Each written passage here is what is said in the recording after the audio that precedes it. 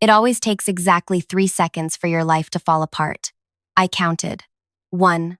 The conference room door slams open. 2. 12 heads snap toward our CEO's red face. 3. His finger jabs straight at me as he says those words I'll never forget. It's always the quiet ones. My cheeks burned as every colleague at that table turned to stare. 24 eyes piercing me like needles, faces transformed from friendly to suspicious in a heartbeat. That's when I knew. Being good at your job means nothing when someone powerful needs a scapegoat. I'm Margot Levine, 33, and before I go further with what happened that day at Helix Dynamics, please like this video, subscribe, and tell me in the comments where you're watching from. I still can't believe I'm sharing this story, but every time I tell it, I feel a little more of the weight lift off my chest. 4 years at the company, 4 years of arriving first and leaving last. 4 years of thank you, Margot, and what would we do without you, Margot? And in 3 seconds, I became the office pariah. Our CEO, Richard Blackwell, everyone called him Rick except me because I couldn't stomach the familiarity, stood at the head of the conference table that Thursday morning, veins throbbing at his temples. Behind him, a projection screen displayed a spreadsheet with a glaring red number, $2,367,412. Someone in this room is stealing from my company, he said, his voice dropping to that dangerous quiet that powerful men use when they're about to destroy someone. We have a discrepancy of over $2 million, and I want answers. Now. The 12 of us sat frozen. There was Devin from marketing with his perpetually loosened tie, Amara from client relations who'd just returned from maternity leave, Terrence, our tech guy who rarely spoke but fixed everything, Lucia, our office manager who knew everyone's secrets, and the others, all of us part of the special projects division that handled our most sensitive client accounts. You should know that I was the financial compliance specialist, the one responsible for making sure every dollar was accounted for, every transaction above board. The irony wasn't lost on anyone. Financial irregularities have been occurring for 8 months, Richard continued, pacing now. Clever, almost undetectable, but my external auditors found the pattern. My stomach twisted. 8 months ago was exactly when Richard had personally moved me to this team, saying he needed someone with your attention to detail. Now I understood why. He slammed a folder on the table. $2.3 million, siphoned through dozens of microtransactions, all approved within this room. His eyes locked on mine, by someone who thought they were smarter than me. I felt a drop of sweat slide down my spine as he approached my chair. Margot, here is our numbers person. Always quiet, always watching, always documenting. He practically spat the last word. It's always the quiet ones who think they won't get caught. My mouth opened, but nothing came out. I had spent my life being the reliable one, the careful one, the one who triple-checked her work.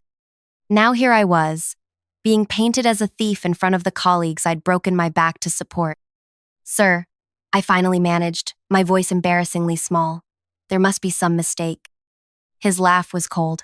Oh, I don't make mistakes, Ms. Levine. But apparently you do. I've already contacted the authorities. They'll be here within the hour. The room spun. Police? This couldn't be happening. Check her computer, someone whispered. Dominic, our team lead who'd always seemed to resent my close work with Richard. Already done, Richard said. Found plenty. That's when I realized they'd planned this. This wasn't a discovery. It was an execution. You know that moment when fear transforms into something else? When your body fills with this strange calm because you've hit rock bottom and suddenly you can see everything clearly? That's where I was. My hand stopped shaking as I reached for my phone. Sir, I said, my voice steadier than I'd expected. You might want to see this. Richard sneered. A confession? How thoughtful. Not exactly. I pulled up the secure folder I'd been maintaining for 10 months, since before I'd even joined this team. I handed him my phone, screen open to a video. His face changed as he watched, confusion, then disbelief, then something that looked like fear. You see, 10 months ago, I'd noticed something odd in our company's transaction logs. Small discrepancies. Nothing major, but patterns that didn't make sense. I'd taken my concerns to my previous supervisor, who'd brushed me off. So I'd started documenting everything. Screenshots, recordings of meetings, backups of altered files before and after they were changed. Not because I suspected fraud, but because I was tired of having my concerns dismissed. When Richard moved me to the special projects team, I'd continued my documentation out of habit. Detailed, meticulous records of everything I touched, including the 6 separate occasions when Richard himself had asked me to adjust certain client billing records. Each time he'd explained it away, fixing an accounting error, balancing the books, client relations issues. Each time, I'd done as instructed while quietly backing up the original data. I hadn't realized what I was documenting until 3 weeks ago, when the pattern finally became clear. By then, I had 10 months of evidence showing exactly how 2.3 million had disappeared, and exactly whose instructions had made it happen. "You recorded our private meetings?" Richard whispered, his face ashen. "One-party consent state," I replied. "And I have much more than recordings." The room had gone deadly silent, everyone watching this power shift, this impossible moment. "These are confidential business matters," he said, voice rising. "You've violated company policy." "Interesting, that's your concern right now," I said, finding courage I never knew I had. "Not the fraudulent transactions or the fact that you were about to have me arrested for your crimes." He straightened his tie, switching tactics. "Everyone out, except Margot." No one moved. "Now!" he shouted. Dominic stood first. "I think we should stay." His eyes met mine with something new. Respect, maybe, or just the basic human decency that comes from witnessing someone nearly destroyed. Richard's phone buzzed. He glanced down and blanched. "This meeting is over. We'll discuss this privately, Margot." "No," I said, surprising even myself. "We won't." For years, I'd been the office doormat, the reliable one who stayed late, fixed others' mistakes, and never complained. The one whose weekend plans could always be sacrificed for an emergency. The quiet one. "Everything in that folder has already been backed up to 3 secure locations," I continued, "including my lawyer's office. You have 20 minutes until the actual authorities arrive, the ones I called this morning." Richard's face twisted with rage. "You stupid bye." "Don't," Lucia interrupted sharply. "She has enough to bury you already." The next 20 minutes were a blur. Richard barricaded himself in his office. Security arrived. People whispered in corners. I sat alone at the conference table, shaking so hard I had to grip the armrests. I'd done everything by the book my entire life. Never jaywalked. Filed my taxes early. Kept receipts for office supplies. And somehow, I'd ended up here, having to choose between going to prison for someone else's crimes or fighting back against the most powerful person I knew. When the FBI agents walked in, yes, actual FBI, turns out Richard's creative accounting crossed state lines, I handed them my phone and 10 months of meticulously organized evidence. "You've been documenting this for how long?" asked the female agent, scrolling through my files with raised eyebrows. "Since I first noticed something wrong," I said. Nobody would listen. She looked at me with something like pity. "They're listening now." As they led Richard out, no handcuffs, just a humiliating escort through the office he'd ruled like a kingdom, he locked eyes with me one last time. "You'll regret this," he said quietly, only for me to hear. "Nobody will hire a whistleblower." Maybe he was right. Maybe I'd just torched my career to save myself. But watching him walk out, I realized I'd spent my entire professional life being afraid, of disappointing people, of not being perfect, of raising concerns, of standing out. I was tired of being afraid. The company imploded over the next few weeks. Auditors swarmed our offices. The board of directors held emergency meetings. A few executives resigned suddenly for personal reasons. The special projects team was disbanded. All of us placed on paid leave while they sorted through the mess. 3 weeks after that meeting, I sat alone in my apartment, surrounded by job listings I was too paralyzed to apply for. Richard's words echoed in my head. Nobody will hire a whistleblower. I'd saved myself from prison, but at what cost? My phone rang, Amara from the team. Have you heard? She asked without preamble. Heard what? The board fired 4 more executives this morning. They're claiming they knew nothing about Richard's scheme. But guess what the investigators found? Emails. Lots of emails. I closed my eyes. So everyone knew. Not everyone, she said, but enough people to make this a much bigger scandal than just Richard. I should have felt vindicated. Instead, I just felt tired. There's something else. Amara continued. The board is looking for internal candidates to help rebuild. People they can trust. A pause. They asked specifically about you, Margot. My laugh was hollow. Me? The whistleblower? The person with integrity, she corrected. The one who did the right thing at enormous personal risk. I didn't know what to say.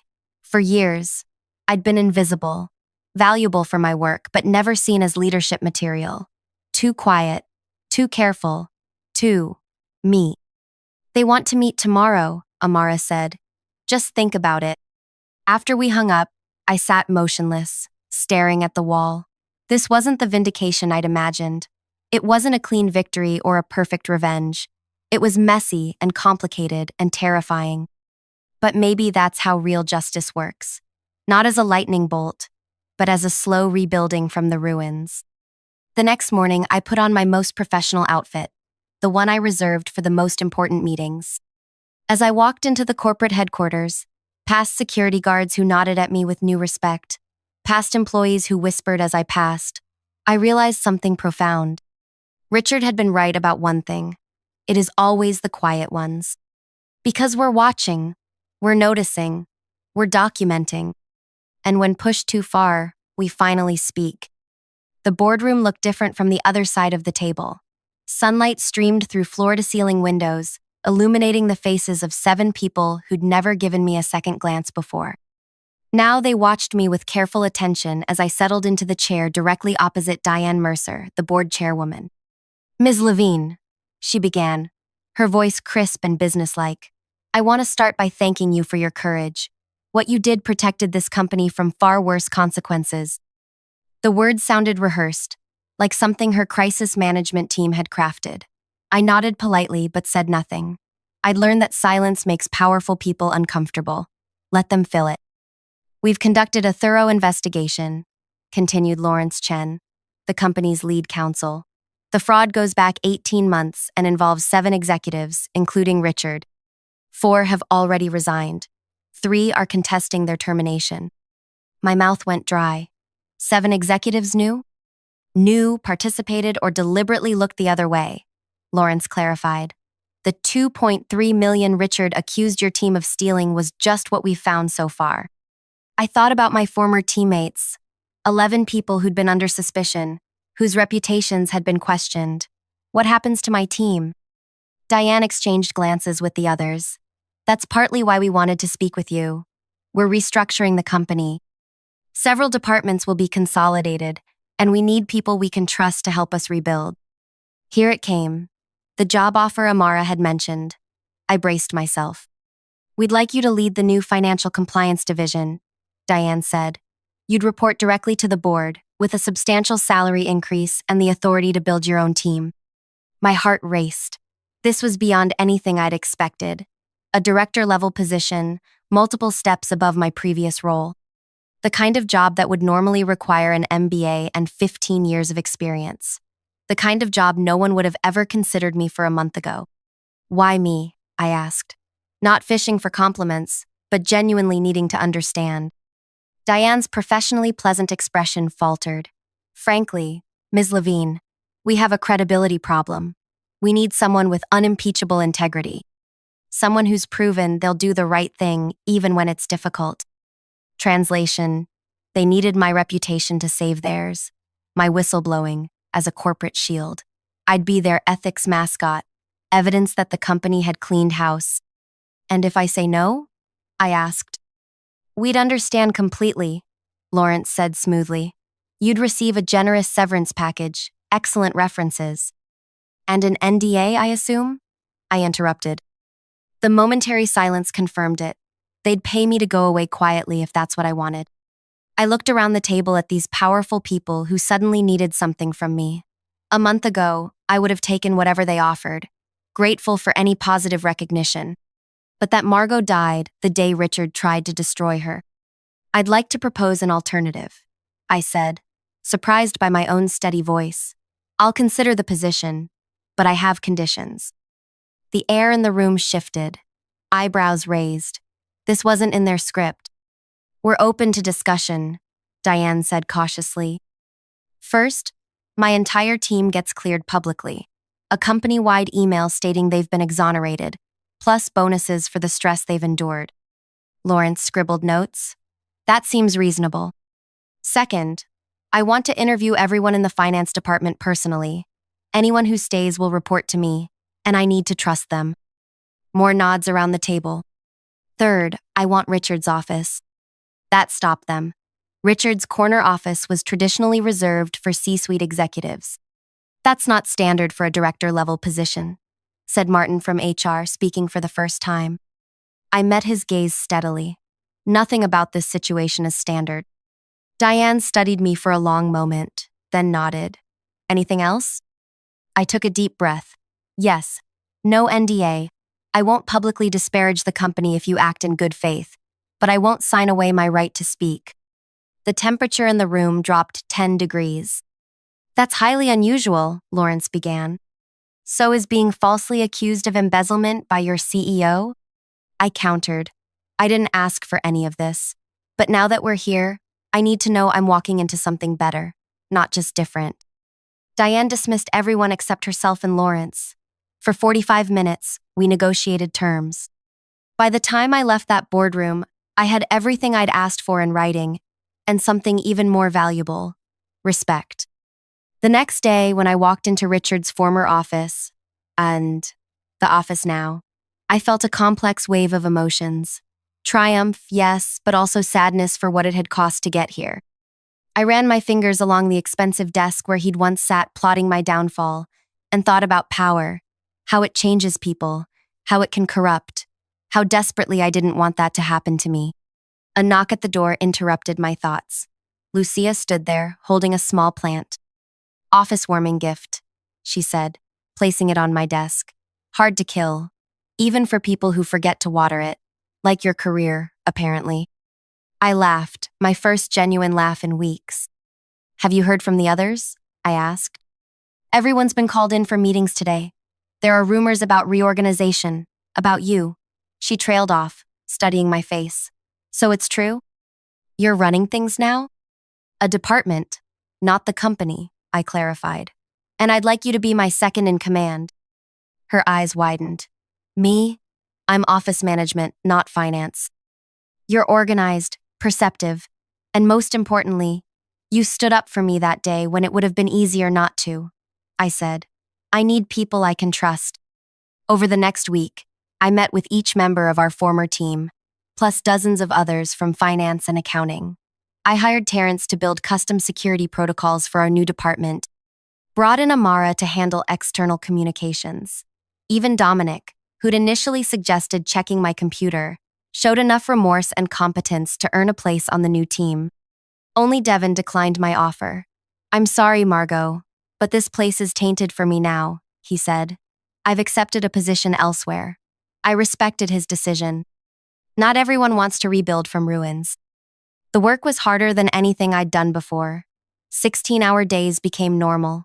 We found more financial irregularities as we dug deeper. Richard's scheme had tentacles throughout the company. Each discovery felt like vindication, but also reminded me how close I'd come to taking the fall for it all. 3 months into my new role, I received a text from an unknown number. You think you've won? Enjoy it while it lasts. I knew immediately who it was from. My hands shook as I showed the message to Lawrence. We'll handle this, he assured me. Richard's under investigation by 3 different agencies. This will only make things worse for him. But that night, alone in my apartment, I couldn't shake my fear. Richard had been powerful and connected. What if he still had allies in the company? What if this was just the beginning of his retaliation? I barely slept, jumping at every sound. The next morning, I arrived at work with dark circles under my eyes, flinching when my phone buzzed with a new message. It wasn't Richard this time, but a news alert. Former Helix Dynamics CEO Richard Blackwell arrested on multiple fraud charges. The article included his mugshot, unshaven, hollow-eyed, nothing like the intimidating figure who'd once pointed his finger at me in accusation. The FBI had found evidence of similar schemes at his 2 previous companies. This wasn't his first fraud, just the first time he'd been caught. That evening, as I was leaving the office, I ran into Diane in the elevator. "I assume you've seen the news," she said. I nodded. "The prosecutors called. They want you to testify." My stomach clenched. The thought of facing Richard in court, of having to relive that humiliating meeting, made me physically ill. "Do I have a choice?" I asked. "Legally? Yes. Practically." She left the sentence unfinished. We both knew the reality. If I refused to testify, it would undermine everything I'd fought for. The preliminary hearing was scheduled for a Tuesday morning in early December. I spent the night before rehearsing my testimony with Lawrence, preparing for every possible question. "Just tell the truth," he advised. "That's all you need to do." But walking into that courtroom the next day felt like walking into battle. My carefully chosen outfit, a charcoal gray suit, nothing flashy, felt like armor, my organized folder of notes, a shield. And then Richard was there, sitting beside his attorney, wearing a suit that hung loosely on his frame. He'd lost weight. When he turned and saw me, his expression shifted from blank to venomous so quickly it made me flinch. I expected to feel afraid. Instead, I felt nothing. This man had no power over me anymore. When I took the stand, my voice didn't shake. I answered each question clearly, referring to my documentation when needed. I described the transactions, the pattern of fraud, how Richard had positioned me to take the blame. Richard's attorney tried to paint me as an ambitious employee who'd turned on her boss to advance her career. "Isn't it convenient that you're now in a director-level position after accusing Mr. Blackwell?" "There was nothing convenient about any of this," I replied. "I lost friends. I still have anxiety attacks. I check my locks 3 times before bed. But I didn't have a choice. It was either speak up or go to prison for something I didn't do." When it was over, I walked past Richard without making eye contact. Outside, reporters waited with cameras and microphones. "Miss Levine, how does it feel to take down your former boss? Will you continue working at Helix Dynamics? Do you consider yourself a hero?" I pushed through them without answering. This wasn't about heroism or revenge. It was about survival. 6 months after that first accusation, Richard pleaded guilty to multiple fraud charges. The details were made public. He'd been siphoning money to cover personal gambling debts, creating elaborate cover-ups, and preparing to flee the country when the scheme began to unravel. He received 8 years in federal prison. The company survived, though changed. We lost clients initially, but gained new ones who appreciated our enhanced transparency measures. The Levine protocols, as they became known internally, set a new standard for financial compliance. My team, my real team, the people who'd been through hell with me, became the most cohesive unit in the company. We were the ones who'd seen the worst and chosen to rebuild anyway. That creates a bond nothing can break. A year to the day after Richard had stormed into that conference room pointing his finger at me, I called my team together. "I want to thank you," I said, looking around at these people who'd become more than colleagues. A year ago, we were nearly destroyed by someone who thought power meant never being questioned. You could have left, found safer jobs. Instead, you stayed to fix what was broken. "We stayed because of you," Lucia said. "You showed us what real leadership looks like." That night, I sat alone in my office, no longer thinking of it as Richard's, and reflected on how completely my life had changed. I'd never wanted power or attention. I just wanted to do my job well and be treated with basic respect. Instead, I'd been thrust into a crucible that burned away my fear of confrontation, my need for approval, my habit of making myself small. What emerged wasn't perfect or fearless, but stronger, more authentic. Richard had been right about one thing. It is always the quiet ones you need to watch. Not because we're plotting against you, but because we see everything. We notice patterns, we keep receipts. And when pushed too far, we don't just speak up, we transform. 2 years later, I was promoted to CFO. The day the announcement went public, I received an envelope with no return address. Inside was a newspaper clipping about my promotion and a single line written in familiar handwriting. "Congratulations, you won." I didn't respond. Some victories don't need acknowledgement. Sometimes, living well really is the best revenge. Is my story unique? Maybe not. Corporate fraud happens every day. Whistleblowers face retaliation. Power corrupts. Systems protect themselves. What's unique is that I survived to tell it, that I found my voice when it mattered most, that I learned the difference between being quiet and being silenced. So if you're watching this and something in my story resonates, if you're the quiet one, the careful one, the one who notices things others miss, know this. Your attention to detail isn't overthinking. Your caution isn't weakness. Your documentation isn't paranoia. It might just save you someday. And if you're the Richard in someone's story, the one using your power to crush those beneath you, believing your position makes you untouchable, know this too. The quiet ones are watching, always watching. Have you ever been in a situation where you had to stand up to someone more powerful than you? What gave you the courage to speak up? Or if you stayed silent, what held you back? I'd love to hear your stories in the comments. And if this resonated with you, please subscribe. There's power in our shared experiences, in knowing we're not alone in these moments that test who we really are. Because ultimately, that's what my story is about. Not fraud or corporate politics or even revenge. It's about that moment when you have to decide who you are, when everything is on the line.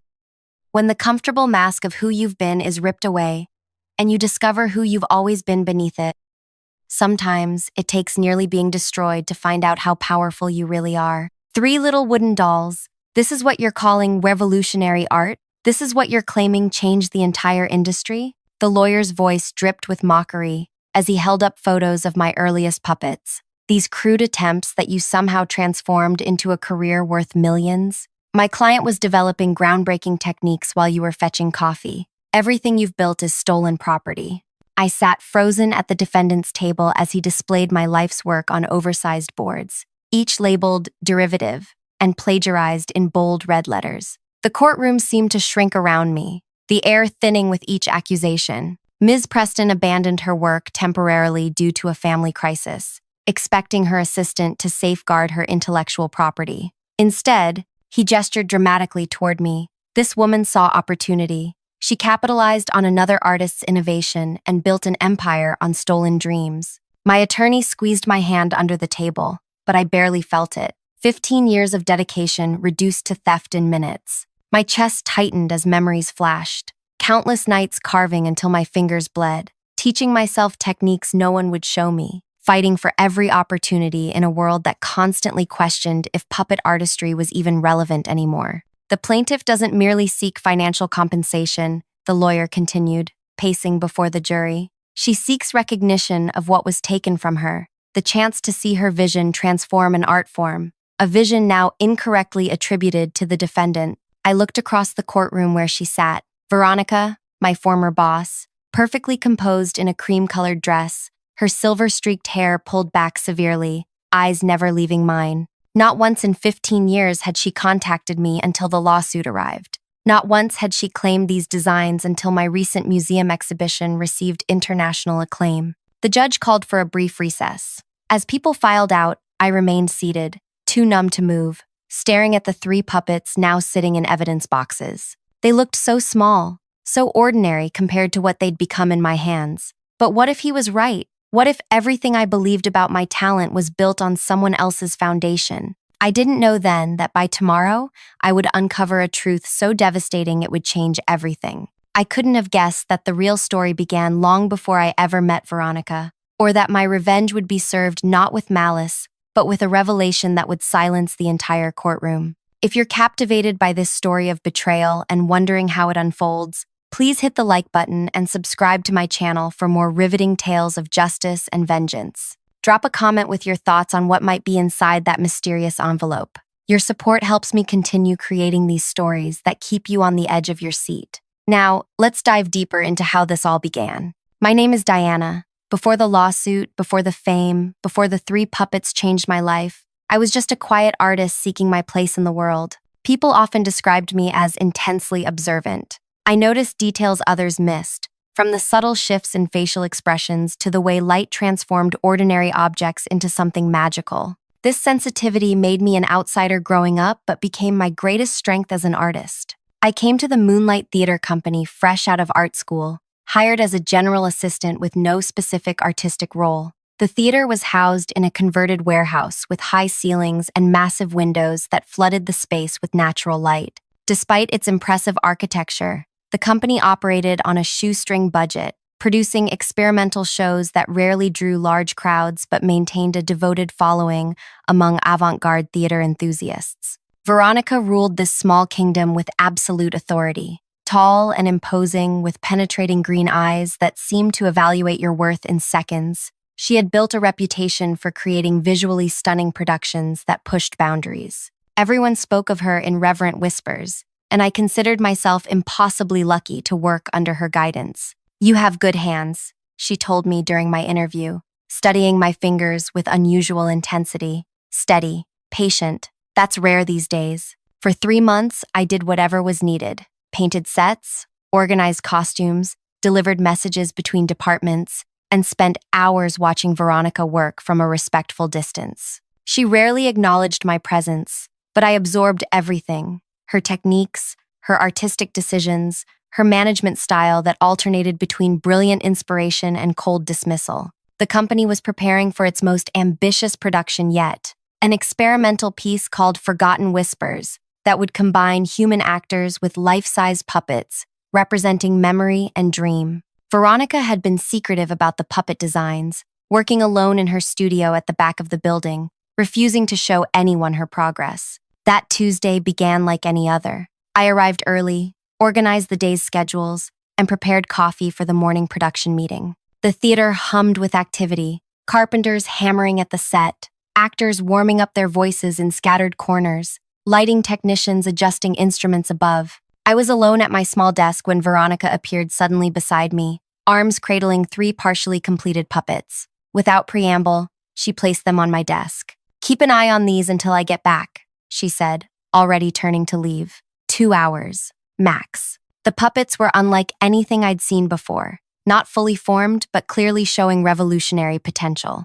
The first had a face half-carved from pale wood, features emerging like a face pushing through water, with joints that seemed to float rather than connect. The second was smaller, with fabric stretched over a wire frame in a way that suggested both fragility and fluidity. The third was the most complete, a nearly finished figure with intricate hand detailing and eyes that seemed to follow movement. I sat motionless, afraid to touch them, only allowing myself to study how each was constructed. The techniques were unfamiliar, not the standard approaches taught in my classes or shown in the reference books I'd studied. These puppets seemed alive even in their unfinished state, each joint and connection designed to move with uncanny naturalism. 2 hours passed, then 4. By evening, the theater director, Henry, came looking for Veronica. "Where is she? We need decisions on the backdrop projections today." She left these with me," I explained, gesturing to the puppets. "Said she'd be back in 2 hours. That was this morning." Henry frowned, pulling out his phone to call her again. After a brief conversation, his expression darkened. "She says there's a family emergency. She's taken immediate leave and won't be back for the production." The news rippled through the company like an earthquake. Veronica had never missed a production, had never abandoned a project mid-creation. Emergency meetings were called, roles reassigned. The show, scheduled to open in 3 weeks, suddenly had no artistic director. As everyone scattered to salvage what they could, I sat alone with the puppets, uncertain what to do with them. "Henry," I called as he rushed past. "What about these? They're for the show, but they're not finished." He stopped, running a hand through his thinning hair, looking at the puppets with weary resignation. "Finish them or find replacements," he shrugged. "Your call. We need something by next week." That night, after everyone left, I stayed behind, examining the puppets under the work lights. I had basic crafting skills but had never attempted puppet construction of this complexity. Still, with the show in jeopardy and no one else volunteering, I had little choice. I began with simple research, visiting the theater's small library and searching online for puppet-making techniques. Nothing I found matched what Veronica had started. These puppets employed methods I couldn't identify, joints that allowed movement I'd never seen, facial structures that seemed to change expression with the slightest tilt. For 3 days, I barely slept, attempting to understand what she had begun. On the 4th night, in desperation, I made a decision that would alter my life's course. I would start over, not trying to copy Veronica's unknown techniques, but developing my own approach based on what these unfinished pieces inspired in me.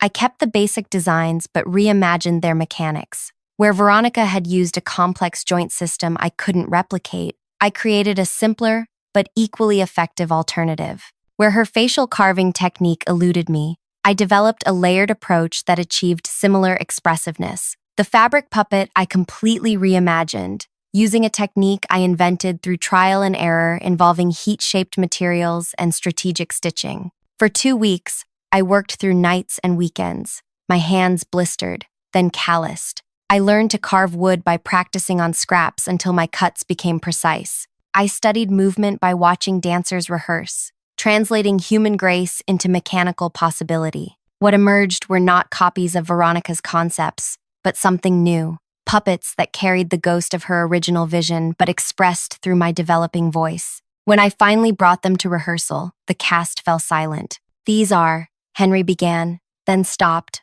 wordless for perhaps the first time since I'd known him. The lead actress approached slowly, extending a hand toward the largest puppet. "May I?" I nodded, and she lifted it, testing its movement. The puppet seemed to come alive in her hands, responding to the slightest manipulation with fluid, almost breathing motion. "They're better than what Veronica described," she whispered. They have souls." Opening night arrived with the nervous energy that accompanies all theatrical premieres. I stood backstage, watching through a gap in the curtains as the audience filled our small theater. The puppets waited on their stands, finished and perfect, no longer bearing any obvious connection to the half-formed figures Veronica had abandoned. The house lights dimmed, music swelled, and when the first puppet appeared on stage, moving with the actress as if they shared one mind, I heard the collective gasp of the audience. Something awakened in me then, a recognition of my true calling. The show received standing ovations and the best reviews in the company's history. Critics specifically mentioned the revolutionary puppet design that transcends the medium. No one knew they were my creation. The program credited Moonlight Theater Collective for all design elements. As the cast celebrated at the opening night party, Henry found me hiding in the back of the room. "Those puppets," he said, studying me with new interest. "Veronica didn't make those, did she?"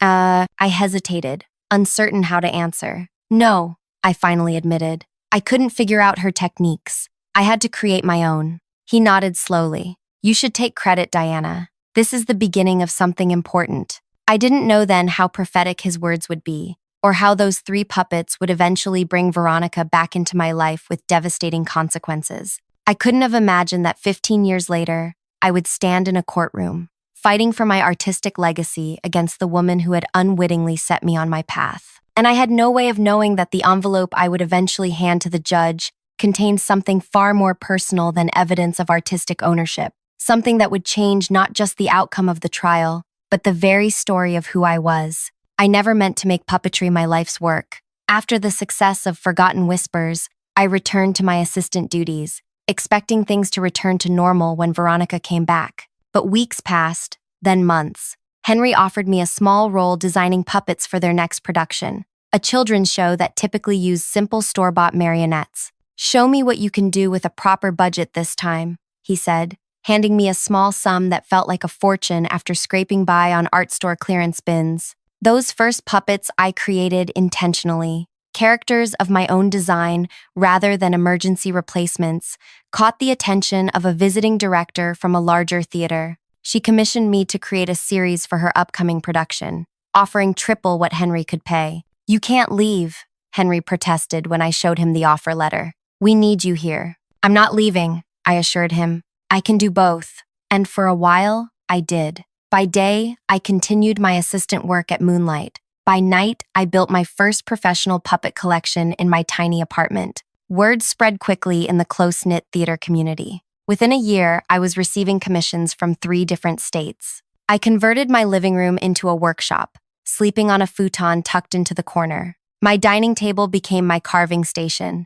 My kitchen counters held paints and finishes. I developed my signature style through constant experimentation. Puppets with mechanisms so subtle audiences forgot they weren't alive. Expressions that changed with lighting and angle. Movements that captured human emotion with uncanny precision. The pivotal moment came when the National Theater Festival selected one of my pieces for their annual showcase. Theater professionals from across the country would see my work. I needed something spectacular. I created Remembrance, a puppet depicting an elderly woman whose face contained layers of younger versions visible in certain lights, a physical manifestation of memory and aging. When manipulated, she moved with the fragility of age but occasionally slipped into the fluid motion of youth, as if momentarily remembering her former self. After the showcase, a museum curator approached me. "We're planning an exhibition on innovative puppetry," she said. "Your work represents exactly the direction we want to highlight." That first museum exhibition led to others. Articles were written. A documentary filmmaker followed me for 6 months. I established a small studio, hired apprentices, taught workshops. I developed a reputation for innovation in an art form many considered outdated. Throughout those 15 years, I never heard from Veronica. Occasionally, someone from the theater world mentioned running into her in Chicago or Seattle, always with a new project, never staying anywhere long. I thought of her less and less as years passed, the memory of those original 3 puppets fading behind the hundreds I'd created since. Then came the letter. I was in my studio supervising final touches on a commission for an international theater festival when my assistant brought in the mail. "This one's certified," she said, holding out an envelope. "Had to sign for it." The return address showed a law firm I didn't recognize. Inside was formal notice of a lawsuit filed by Veronica Preston against me personally and my studio as a business entity, claiming intellectual property theft, design infringement, and damages totaling millions. The documents alleged that the 3 puppets she'd left with me contained proprietary design elements and techniques she'd been developing for years. According to her claim, every puppet I'd created since utilized her innovative methods without attribution or compensation. She demanded not just financial restitution, but public acknowledgement that my entire career stemmed from her work. Attached were dated sketches showing puppet designs with similarities to my style, along with technical drawings of joint systems and facial mechanisms that indeed resembled some I used. I called Henry immediately, my voice shaking. "Did you know about this? Did you know she was developing these techniques before she left?" "Diana, that was 15 years ago," he sighed. "But no, none of us knew what she was working on. She was always secretive. The theater must have records of what happened, how she left, what she said about coming back. The ownership changed 5 years ago, remember? Most of those records are gone. And I'm retired now. I can testify about what I remember, but..." His voice trailed off, and I understood the problem. Memories fade, people move on, documentation disappears. What remained were her dated sketches against my word. I hired the best intellectual property attorney I could afford, who immediately requested all Veronica's evidence. What came back chilled me. She had detailed notebooks dating back 18 years, showing the development of techniques remarkably similar to ones I used. She had testimonials from former colleagues claiming she had discussed her revolutionary puppet concepts before her departure. Most damning, she had photographs of the original 3 unfinished puppets, showing structural elements that did appear in my later work. Could she have created these records after the fact? I asked my lawyer. "The notebooks are date-stamped and notarized," he said grimly. "The photographs were digitally authenticated. It's going to be hard to prove fabrication." "But she abandoned those puppets," I insisted. "She left without a word for 15 years. Abandonment doesn't automatically transfer intellectual property rights," he explained. "And she claims the family emergency was caring for her mother with dementia, a sympathetic reason for her absence." The lawsuit quickly made industry news. Headlines questioned my originality. Former admirers distanced themselves. Commissions were put on hold, pending resolution. 15 years of reputation building began unraveling in weeks. The case proceeded with crushing momentum. Veronica's lawyers presented expert witnesses who highlighted the similarities between her early sketches and my established techniques. They displayed side-by-side comparisons of joint mechanisms, facial construction methods, and movement systems that showed undeniable resemblances. My own experts argued that these similarities represented natural evolutions in puppet design rather than direct copies, but their testimony seemed weak against the mountain of dated documentation Veronica provided. During her testimony, Veronica played her role perfectly, the innovative artist whose moment of crisis had created vulnerability her assistant exploited. I never imagined she would take my unfinished concepts and claim them as her own, Veronica said, voice trembling just enough to convey genuine hurt. I was dealing with my mother's rapid decline, making impossible choices between my career and family duty. I trusted Diana to safeguard my work, not build her career on it. As she spoke, I studied her face, searching for the woman I had once admired so intensely. She had aged beautifully, silver streaking her dark hair, fine lines adding character to her striking features. Her hands still moved with the precise grace I remembered, gesturing to emphasize points as she testified. These were the hands that had created those original puppets. Or had they? A strange memory surfaced as I watched her. Something about the way she had examined my hands during my interview, commenting on their steadiness. At the time, I'd taken it as professional assessment, but now it felt different, as if she had been evaluating me for something specific. That night, unable to sleep, I pulled out old photos from my first days at the theater. In one group shot, I noticed something in the background, a calendar hanging on the wall with a local puppet theater's performance schedule. Something about that theater's name triggered a vague recollection. I spent hours searching online until I found what I was looking for. An old newspaper article about a small puppet theater that had operated 30 years earlier, run by a married couple known for their innovative designs. The article mentioned their tragic deaths in a workshop fire, leaving behind a 5-year-old daughter. There was a photo of the couple holding puppets with hauntingly familiar construction. My hands started shaking as I studied their faces, looking for something I couldn't name. The woman had my eyes. The man, my smile. I called my attorney at 3 a.m. I need to find out if I was adopted, I said without preamble. Diana, it's the middle of the night. What does this have to do with everything? I interrupted. It might have everything to do with the case. The following days became a frantic search through records I'd never thought to examine. My parents, the people who raised me, had passed away years ago. They had never mentioned adoption, but they'd also been notably silent about my early childhood. With my lawyer's help, I obtained my birth certificate. It listed different parents than those who raised me.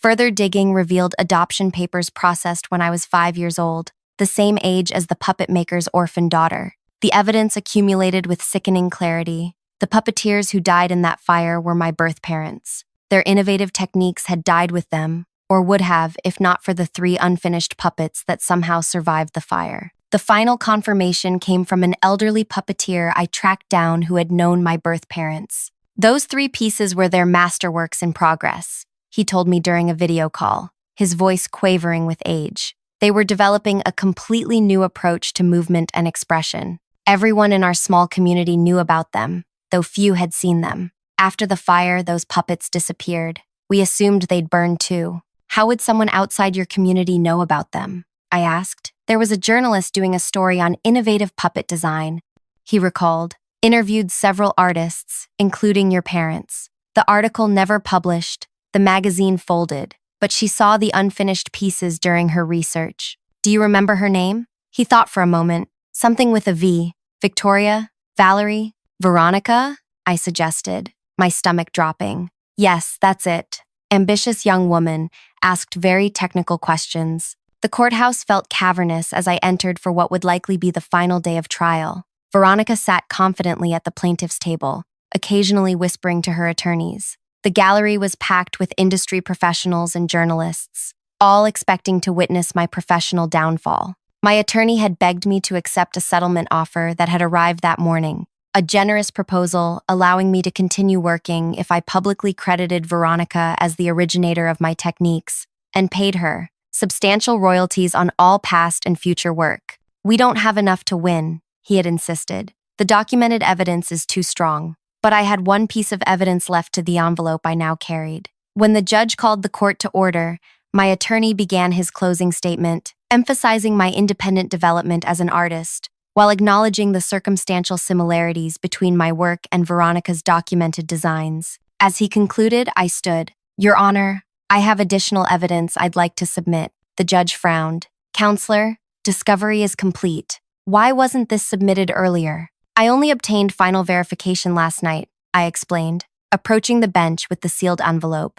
After some debate and over objections from Veronica's attorneys, the judge agreed to review the contents. He opened the envelope carefully, studied each item inside, then looked up with an expression of profound surprise. "Do they know what's inside?" he asked quietly, gesturing toward Veronica and her legal team.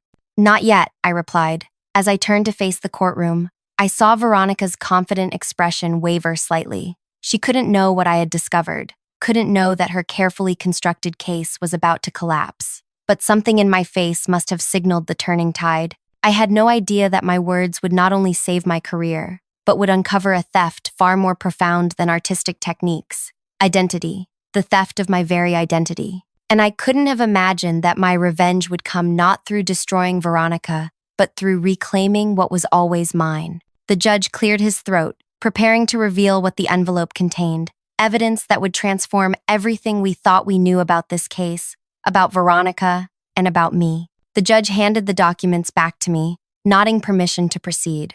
I turned to face the packed courtroom, suddenly aware of how quiet it had become. Even the usual shuffling and whispers had ceased, as if everyone sensed the importance of what was about to happen. "Your Honor, members of the court," I began, my voice steadier than I expected. "I'd like to present 3 items that tell the true story of these puppets." I held up the first document. "This is a birth certificate for Diana Merrick, born to Thomas and Eleanor Merrick 35 years ago." I placed it on the evidence table. These were my birth parents. Next, I lifted a yellowed newspaper clipping. "This is an obituary from 30 years ago, reporting the deaths of Thomas and Eleanor Merrick in a workshop fire. They were renowned puppet makers, known for pioneering techniques in movement and expression." I set it beside the birth certificate. I was 5 years old when they died. Finally, I revealed the third document, a small article with a faded photograph. This is from a local arts newsletter, published 1 month before their deaths. It mentions 3 revolutionary puppet designs the Merricks were developing, pieces that would transform the art form. According to this article, these puppets weren't kept in their main workshop but in a separate studio where they taught occasional classes. I looked directly at Veronica for the first time. Her face had gone completely still, her eyes locked on the documents. The fire that killed my parents destroyed their main workshop. I was adopted by family friends who never spoke about my birth parents, perhaps thinking it would be less painful for me to forget. I grew up not knowing who I was or where I came from. The judge leaned forward. "And how does this relate to the puppets in question, Miss Merrick?" "That's said, as in of causanem as Merrick." I pointed to the final page in the evidence packet, a signed affidavit. This statement is from Martin Weber, a puppet maker who knew my parents well. He confirms that Veronica Preston, then an arts journalist researching innovative puppet design, interviewed my parents 2 months before their deaths. She saw the 3 unfinished puppets and took extensive notes on their construction. Veronica's attorney jumped to his feet. "Objection, this is hearsay and irrelevant to the intellectual property claim." "On the contrary," my attorney countered, "it goes directly to the provenance of the designs Ms. Preston claims as her own." The judge overruled the objection, motioning for me to continue.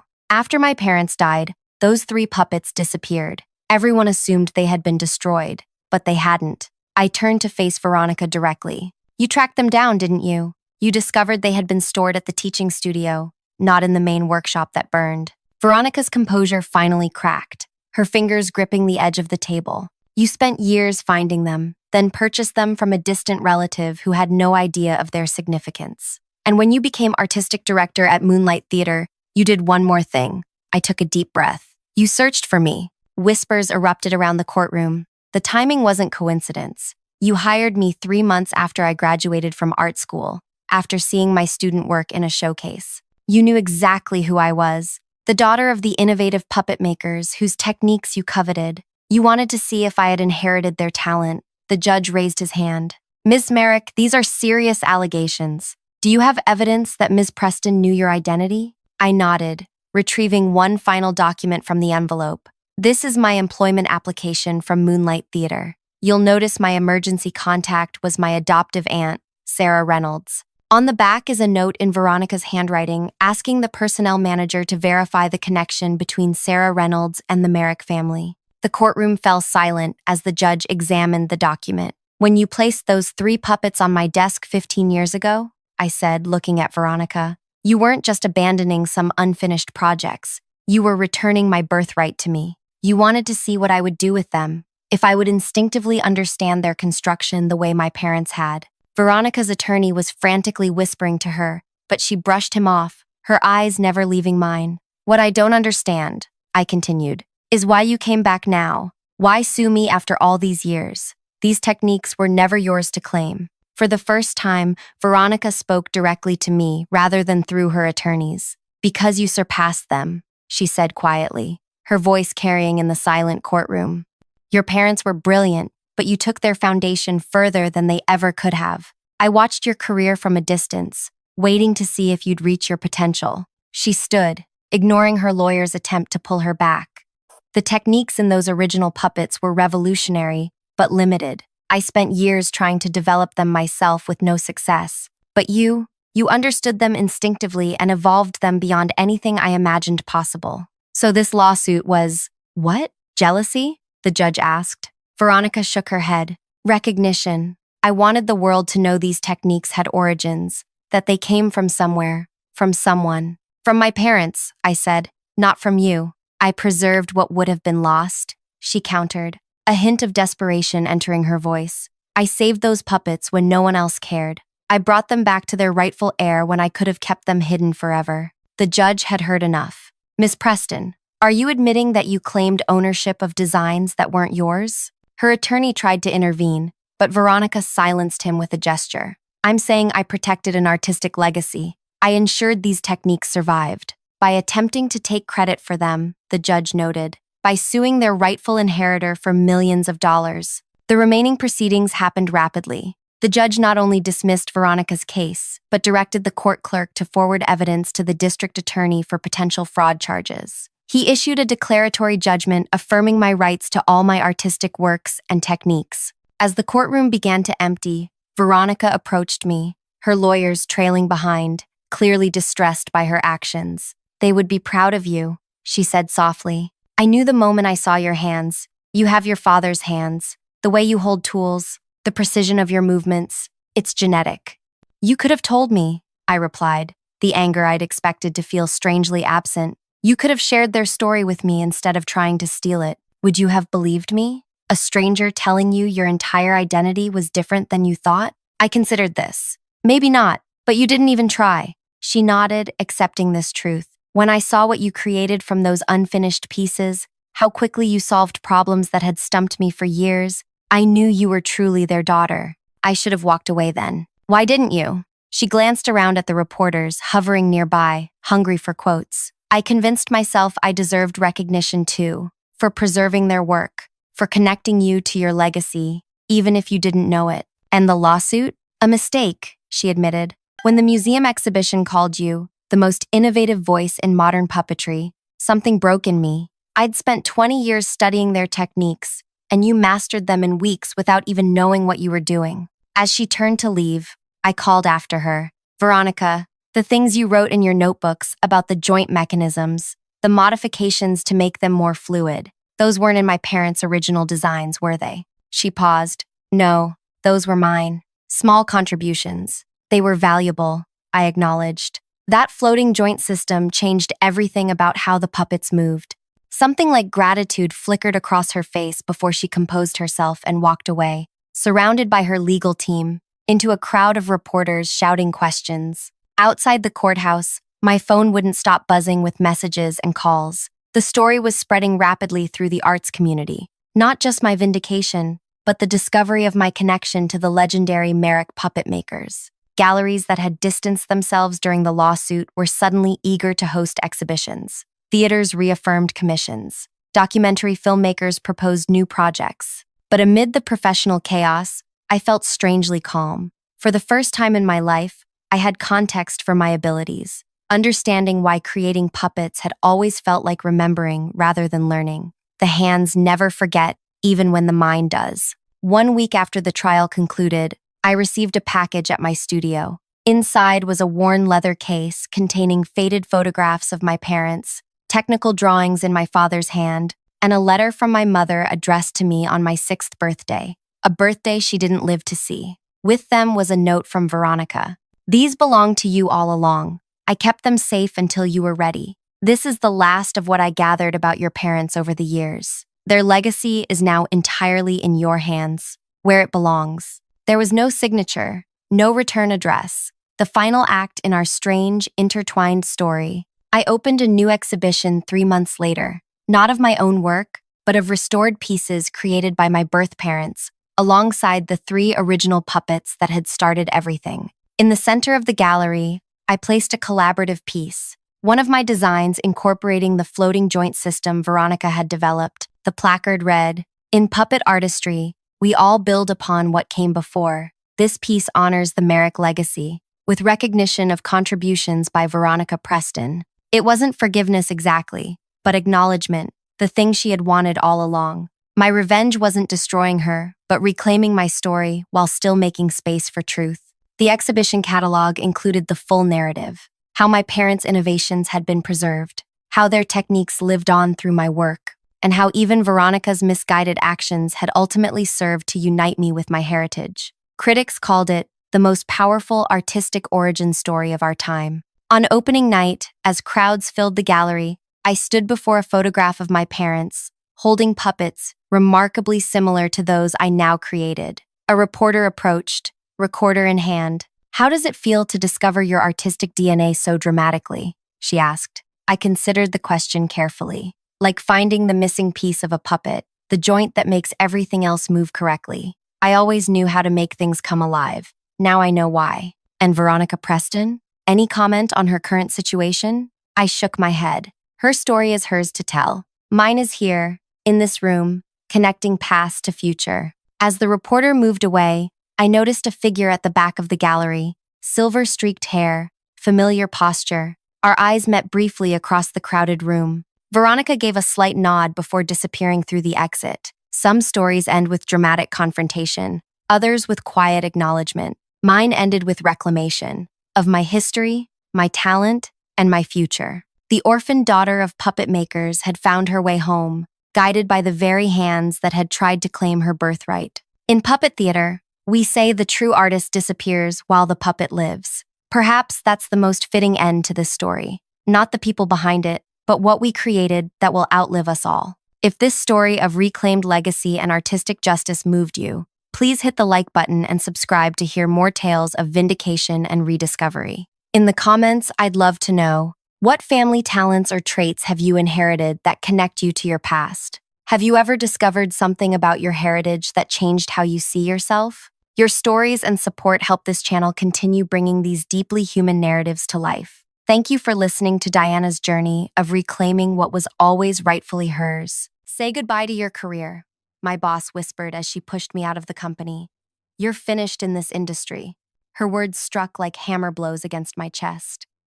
8 years of my life, my passion, my purpose, ripped away in a single afternoon. My hands trembled as I clutched the cardboard box containing my personal items. A small cactus, a framed photo of my sister, a notebook filled with designs that had changed thousands of lives. People need these prosthetics, Diane, I said, my voice barely audible. They need them to be affordable. Diane leaned against her desk, arms crossed. Behind her stood Andre, my longtime mentor, the man who'd encouraged me to pursue this dream after my sister's accident. He wouldn't meet my eyes. People need a lot of things, Erin, Diane replied, examining her manicured nails. What the company needs is profitability. Your reluctance to maximize revenue has become problematic. Problematic? I repeated, disbelief turning to anger. We're helping people walk again, hold their children again. That was always the mission. Andre finally spoke, his voice oddly flat. Missions evolve. Markets mature. The board agrees it's time for a change in leadership. I stared at him, this man who'd been like a second father. You taught me that purpose comes before profit. His smile didn't reach his eyes. I taught you many things. Perhaps you should have paid attention to the lessons about business survival. Security waited by the door. My access badge had already been deactivated. 8 years of pioneering work in low-cost prosthetic limbs that functioned like real ones. Technology that had grown into a $3 billion valuation was being stolen from me in broad daylight. As they escorted me through the building, employees turned away, afraid to acknowledge me. My heart hammered in my chest. This wasn't just betrayal, it was theft on a massive scale. Not just from me, but from every person who would now be priced out of the prosthetics they desperately needed. At the front entrance, Diane appeared once more. Don't bother trying to fight this legally. Your contract is airtight, and your termination agreement includes comprehensive non-compete clauses. She leaned closer. If you're smart, you'll disappear quietly. Otherwise, we'll ensure no one in medical technology ever hires you again. The doors closed behind me, and I stood alone on the sidewalk, clutching my box, watching my life's work slip away. If you've ever had something precious stolen from you, hit that like button. If you've ever wanted justice after being wronged, subscribe now to hear how this story unfolds. Because what happens next changed everything. Not just for me, but for millions who needed those prosthetics. My name is Erin Walsh. At 32, I'd built what industry magazines called the most important medical technology breakthrough of the decade.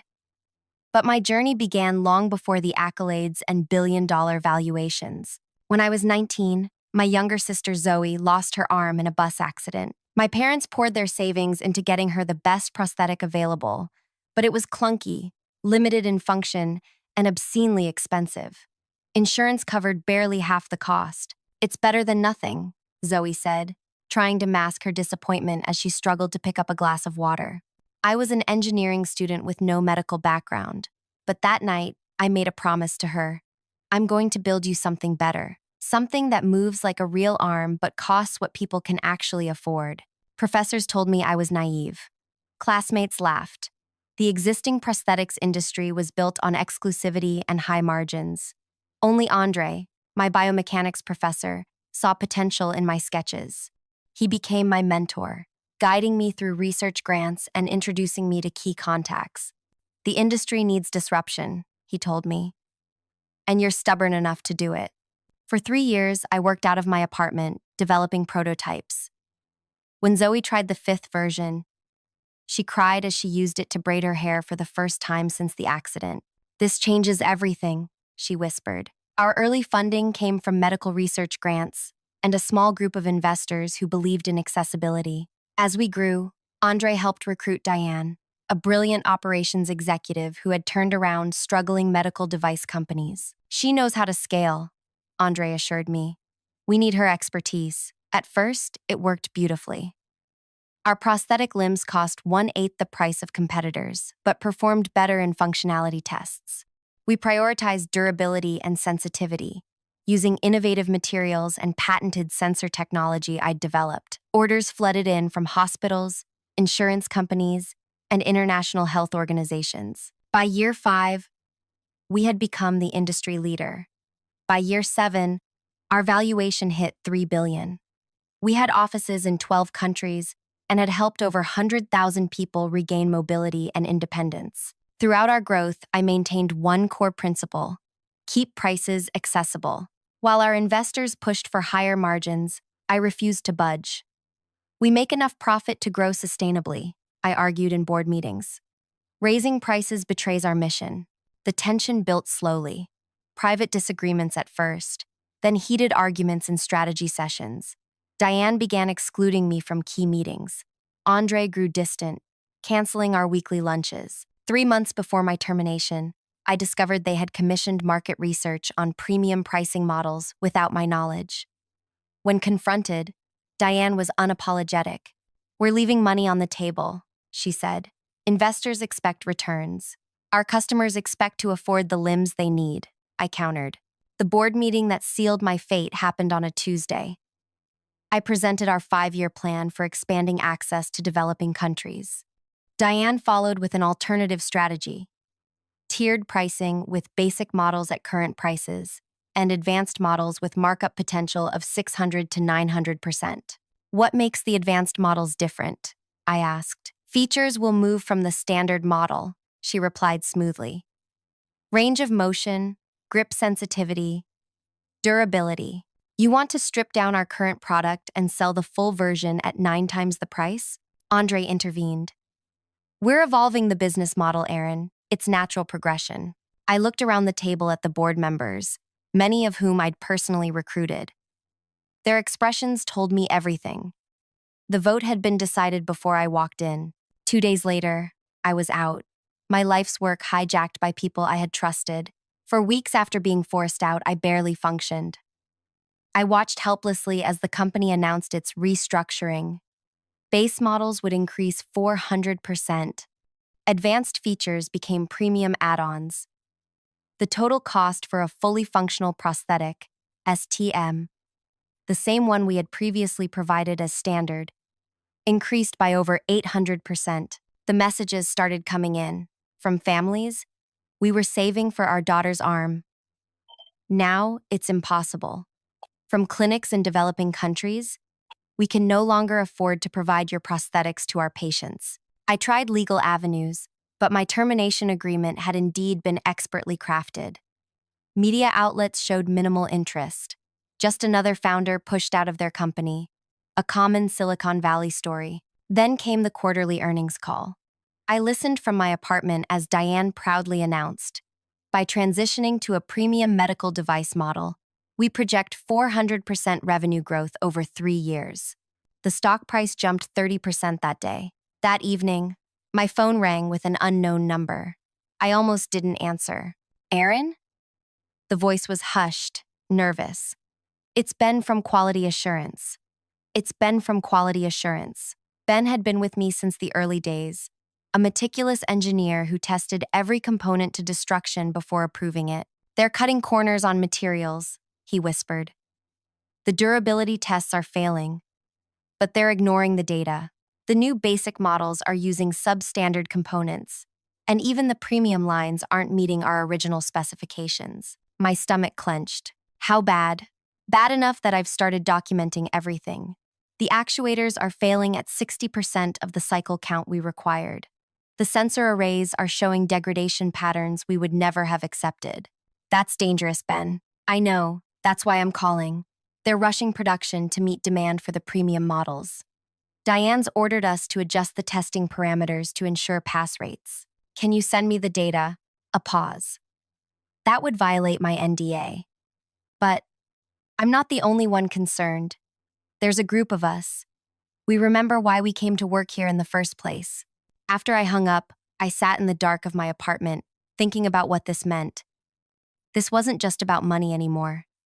It was about safety, about people trusting devices that might fail when they needed them most. I began making calls to former colleagues willing to risk their positions, to recipients of my original prosthetics, to contacts in regulatory agencies.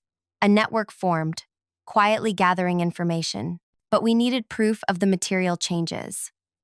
Something undeniable that would force action. The breakthrough came unexpectedly. The company announced a major demonstration for international health ministers from 20 countries. Diane would personally showcase the enhanced premium line to officials who controlled billions in medical purchasing decisions. The event would feature live demonstrations, side-by-side comparisons, and testimonials from selected users. As I read the press release, a plan began forming in my mind. It was risky. It might end whatever remained of my career. But for the thousands who needed those prosthetics, who deserved safe, affordable technology, I had to try. I had to try. I spent my savings hiring 3 people who'd received my original prosthetics. We practiced for weeks, preparing for every contingency. Each understood the risks to themselves but believed in what we were doing. The morning of the demonstration arrived, sunny and clear. The kind of day that feels full of possibility. We arrived early, before the technical staff. Security recognized me. Many were still friendly, and my story about consulting on the demonstration was accepted without question. We were inside. I was adjusting the display models when the doors opened. Diane walked in, followed by Andre. They froze when they saw me. "What are you doing here?" Diane hissed, her face paling. I smiled, continuing to examine the prosthetic arm on the display stand. "Helping," I said. "These new models seem different from what we designed." "Get out before I have you arrested," she snapped, looking toward security. "Before your demonstration? With health ministers who control billions in medical purchasing?" I adjusted a sensor on the display model. That would create quite a scene. Before she could respond, the doors opened again. 3 people entered the room, each wearing my original prosthetics. Maya, who'd lost her arm in a factory accident. Leo, a veteran who'd received our prosthetic leg after an IED explosion. And Tina, a pianist who'd continued her career thanks to our hand design. Their prosthetics were unmistakable, the original models I'd spent years perfecting. "These are original users," I explained, keeping my voice level. "They've agreed to participate in a side-by-side comparison with your new models." Diane's face contorted with rage. "This is completely unauthorized. Security!" The doors opened again. But instead of security, the health ministers entered, early, for the demonstration. Representatives from 20 countries, each controlling massive healthcare budgets, walked in to find Diane shouting at me. "Is there a problem?" asked Dr. Nwike, the Nigerian health minister, and a respected neurosurgeon. Diane transformed instantly, her anger replaced by a practiced smile. "Not at all. Just a misunderstanding with a former employee who's kindly offered to help with today's demonstration." Andre stepped forward, extending his hand to Dr. Nwike. "We're actually quite pleased to have our founder here today.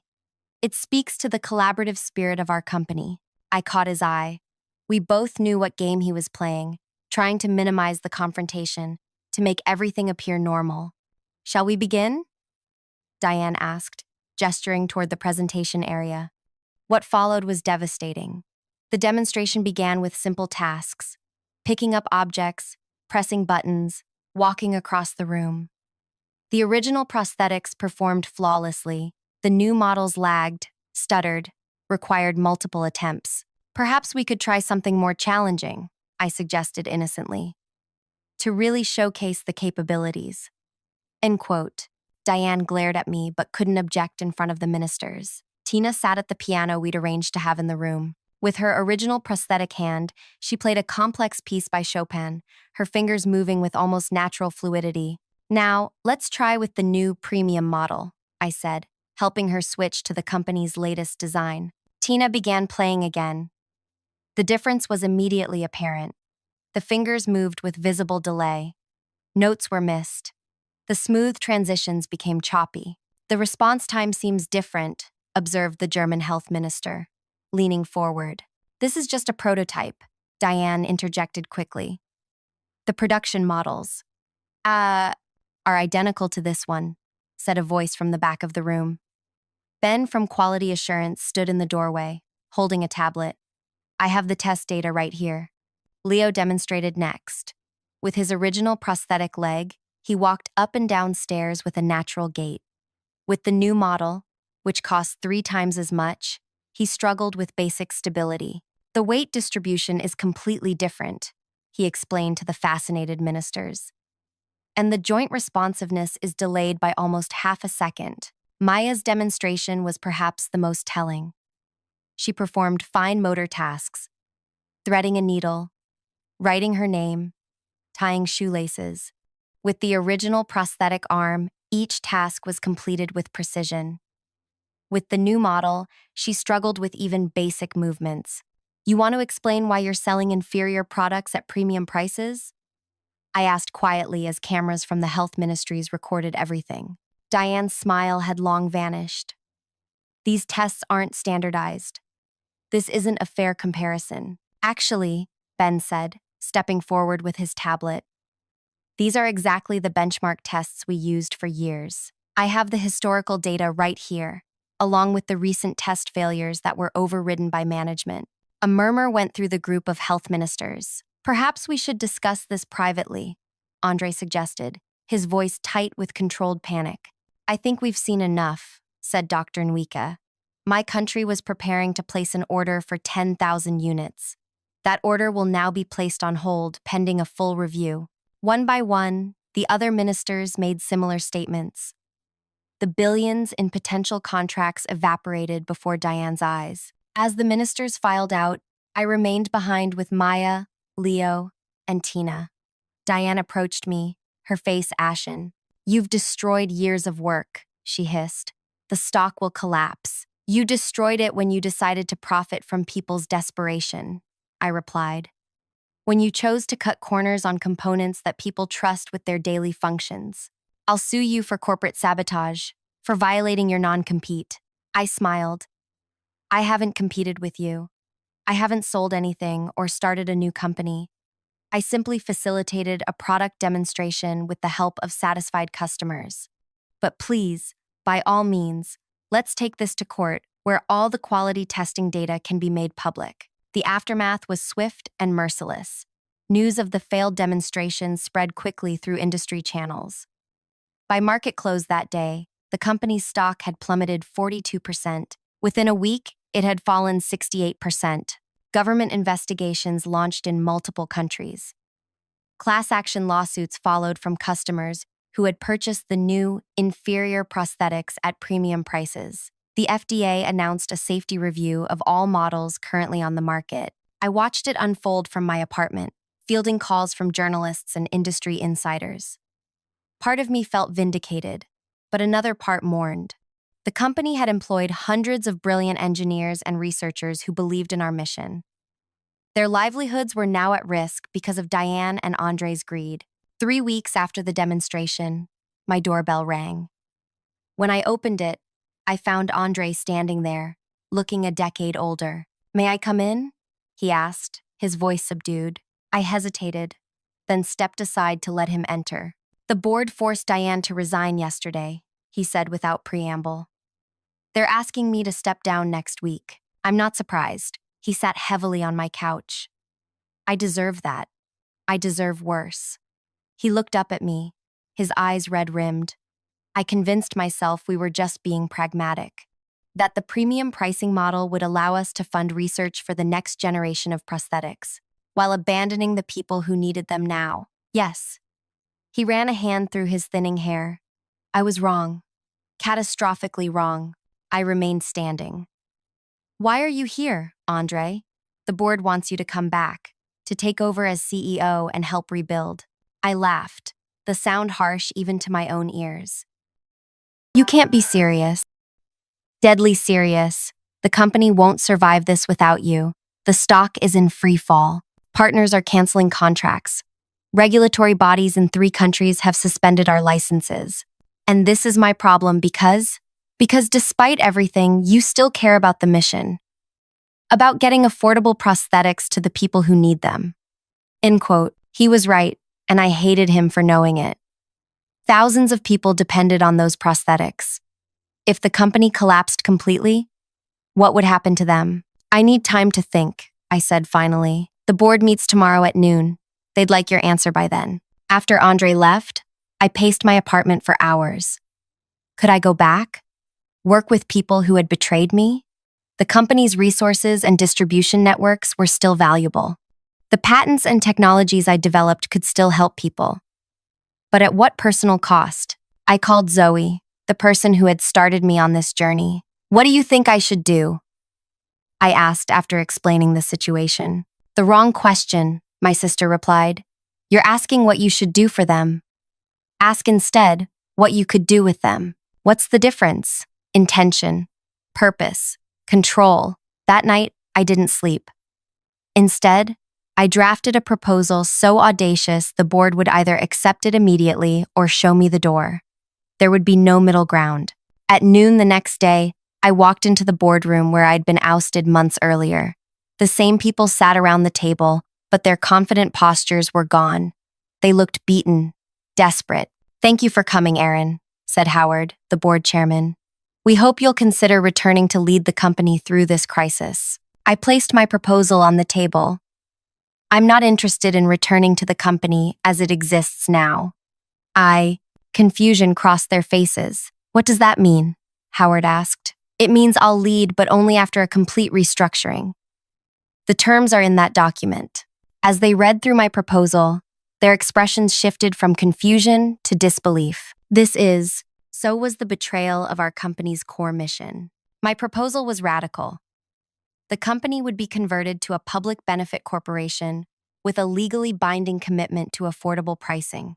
60% of profits would be reinvested in research and accessibility initiatives.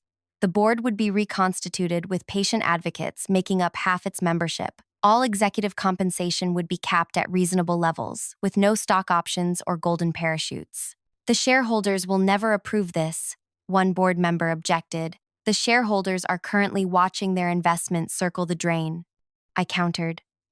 The stock has lost almost 70% of its value.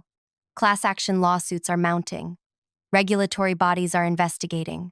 You're running out of options. We need time to consider. You don't have time. I'm giving you this one chance to save what's left of the company and its mission.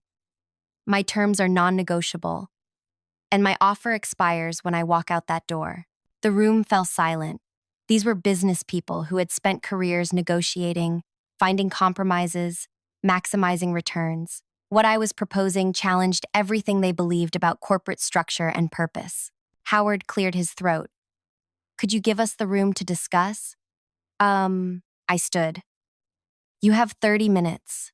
Then I'm leaving. I waited in the hallway, watching the minutes tick by on my watch. 29 minutes later, the boardroom door opened. We accept your terms, Howard said. All of them. 2 days later, I was back in my old office. The company announced my return along with its restructuring as a public benefit corporation. The stock stabilized. Regulatory bodies cautiously resumed dialogues. Customers expressed tentative optimism. The work ahead was daunting. We needed to recall and replace thousands of substandard prosthetics. We had to rebuild trust with patients, doctors, and health agencies. The company's finances were in shambles after the stock collapse and pending lawsuits. But we had a second chance to fulfill our original mission. A week into my return, I received a message from Diane requesting a meeting. Against my better judgment, I agreed. She arrived looking polished as ever, though the confident swagger was gone. I've been thinking about what happened, she began. About the choices I made. And I think there's an opportunity for me to help with the transition. I have relationships with key suppliers, knowledge of the operational challenges. I could be valuable during this rebuilding phase. I studied her face, searching for genuine remorse, finding only calculation. You want a job, I stated flatly. I want to be part of fixing what went wrong, she countered. My experience could be an asset. Your experience in cutting corners on medical devices that people rely on? In price gouging vulnerable patients? In pushing out the founder to execute your plan? She flinched slightly. People make mistakes, especially when pressured by investors and market expectations. That wasn't pressure, Diane. That was greed. Call it what you want. Her tone hardened. But I know this company better than anyone except you. I can help navigate the restructuring. I leaned back in my chair, considering her words. The pragmatic business decision might be to utilize her knowledge during the transition. She did understand the operational complexities we now faced. But this wasn't just a business decision. You know what really bothers me? I said finally. It's not just what you did to me, or even to the company. It's what you did to the people who trusted us with their mobility, their independence, their dignity. I opened my desk drawer and pulled out a stack of letters. These came in after the demonstration, from people who saved for years to afford our prosthetics, only to receive inferior products that failed them. A father whose son's prosthetic leg locked up during a school fire drill. A surgeon whose hand malfunctioned during an operation. I pushed the letters toward her. Read them. Then tell me again how you want to help. Diane glanced at the letters but didn't touch them. Every company has product issues we can address. Every company has product issues. No, Diane, you don't get it. This was never just a company to me. It was a promise I made to my sister, a promise to thousands of people who needed what we created. I stood up, signaling the end of our meeting. I won't be offering you a position. Not now, not ever. Her composure cracked. You're making a mistake. I could make things difficult for you with certain investors. You already tried to destroy everything I built. You failed. Do you really want to attempt it a second time? After she left, I sat alone in my office, watching the sunset paint the sky in brilliant oranges and pinks. The company had a long road ahead. Trust, once broken, doesn't mend easily. But we had a second chance to get it right. My phone buzzed with a text from Zoe. How does it feel to be back? I thought about it for a moment before replying. Like coming home to a house after a fire. The structure's still there, but everything inside needs to be rebuilt. That night, I worked late, reviewing the quality control protocols we would reinstate. Around midnight, Ben knocked on my door. You should go home, he said. The company will still be here tomorrow. I know. I just want to make sure we never lose our way again. He nodded, understanding. For what it's worth, many of us never stopped believing in what you built. As I packed up to leave, I noticed a small package on my desk that hadn't been there earlier. Inside was a prosthetic finger, one of the first prototypes I'd ever built. Attached was a note from Andre, a reminder of why we started. I turned the crude prototype over in my hand. We had come so far from this early design, made so many advances, helped so many people, and nearly lost it all. I placed the prototype in my desk drawer. A reminder, yes, but not of why we started. A reminder of how easily purpose can be corrupted, and how hard we must fight to preserve it. The next morning brought a new challenge. The class action lawsuits were gaining momentum, with over 2,000 plaintiffs seeking damages. Our legal team warned that the potential liability could bankrupt the company. As I reviewed the case files, a pattern emerged. The complaints centered on the period after my departure, when the inferior components were introduced. This was Diane and Andre's doing, not mine. Yet, if the lawsuit succeeded, the company would collapse. All our work to rebuild would be for nothing. The patients who depended on us would lose access to the prosthetics they needed. The mission would die. I had to find another way forward. One that acknowledged the harm done without destroying our ability to make it right. The solution came to me at 3 a.m., jolting me from restless sleep. It was unconventional, risky, and might alienate the board all over again. But it was right. The next morning, I called an emergency board meeting. As they filed in, faces grim with anticipation of more bad news, I stood at the head of the table, ready to present the most important proposal of my career. The lawsuits will destroy us, I began without preamble. But I've found a path forward that serves justice while preserving our mission. The board members shifted nervously in their seats. What are you proposing? Howard asked. We offer a comprehensive settlement. Every person who received a substandard prosthetic gets a replacement with our original design, free of charge. We establish a medical monitoring program for anyone who experienced complications, and we create a victim compensation fund of $200 million. Gasps echoed around the room. That would wipe out our cash reserves, one board member objected.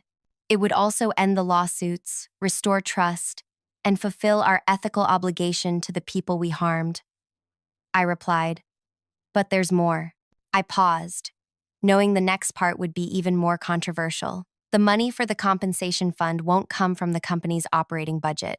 It will come from clawing back the bonuses, stock options, and golden parachutes paid to the executives responsible for the decisions that led to this crisis. Silence fell over the room. What I was suggesting was nearly unprecedented in corporate America. You want to personally sue Diane and Andre? Howard asked incredulously. Not personally. The company will sue them for breach of fiduciary duty. We have extensive documentation of their knowledge of failed quality tests and deliberate decision to use inferior materials while marketing the products as improved. We have internal emails showing they misled the board about testing results. One of the newer board members, a retired judge, leaned forward. And you believe we can win such a case? Ben from Quality Assurance has provided sworn statements about the test falsifications. 5 other employees have come forward with documentation. And we have Diane's own presentations to investors promising increased margins through supply chain optimizations that were actually dangerous compromises on materials. I distributed folders containing key evidence. Our legal team believes the case is ironclad. More importantly, Diane and Andre know it too. The board spent an hour reviewing the documents, occasionally asking clarifying questions. Finally, Howard looked up. This would be extraordinarily aggressive. So was stealing a company and endangering patients for profit. After extensive discussion, the board voted to approve my plan. 7-2 in favor. The next morning, Diane and Andre were served with lawsuits. By afternoon, their lawyers had requested settlement talks. Neither wanted this to go to trial where all the details would become public record, potentially leading to criminal charges. 3 days of intense negotiations followed. In the end, both agreed to return all compensation received during the period when the inferior products were developed and sold. Diane surrendered stock options worth over $40 million. Andre returned his $12 million severance package and additional stock. The company announced the settlement and victim compensation fund simultaneously. The response was immediate. Our stock, which had been in free fall, stabilized.